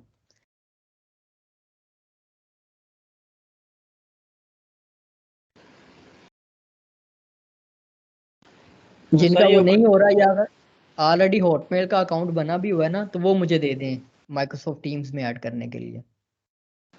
सर ये मेल डाल के उस पर नेक्स्ट पे क्लिक ना करें, बल्कि ऊपर मेल पे क्लिक कर दे, फिर बन जाएगा। नेक्स्ट पे क्लिक नहीं होता ना जब साइन अप कर रहे होते हैं हम। अच्छा ठीक है, अकाउंट बना लें माइक्रोसॉफ्ट टीम्स का सारे, और वो मुझे जो अकाउंट बनाने के बाद जो आप लोगों ने ईमेल जो आपका यूज़ हो गया है ना, वो वाला मुझे दे दें सारे अपना, क्या कहते हैं, व्हाट्सएप कर दें या फेसबुक में मैसेज कर दें। मैं फिर आप लोगों के वो अकाउंट जो है वो ऐड कर दूंगा माइक्रोसॉफ्ट टीम्स में। एक दो ऐड हो भी गए हैं, जैसे रिजवान का मेरे ख्याल से हो गया हुआ है, तो वो फिर सारों को वहाँ पर मैं,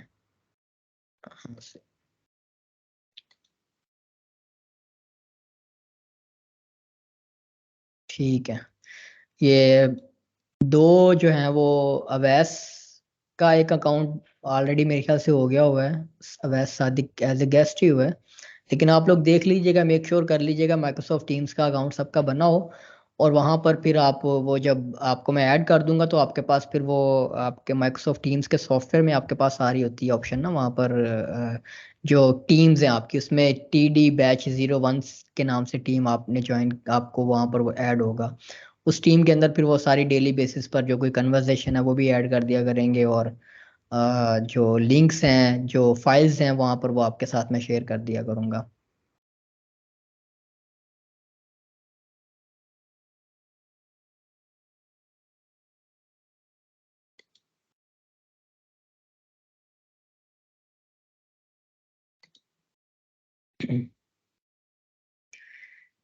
चलें ठीक है फिर, ओके। सबको मेरी तरफ से अल्लाह हाफिज़। इंशाल्लाह वेंसडे को 10 बजे फिर नेक्स्ट क्लास में मिलते हैं। तब तक आप अपनी ये जो पहले लेक्चर की प्रैक्टिस है इसको कंटिन्यू करें।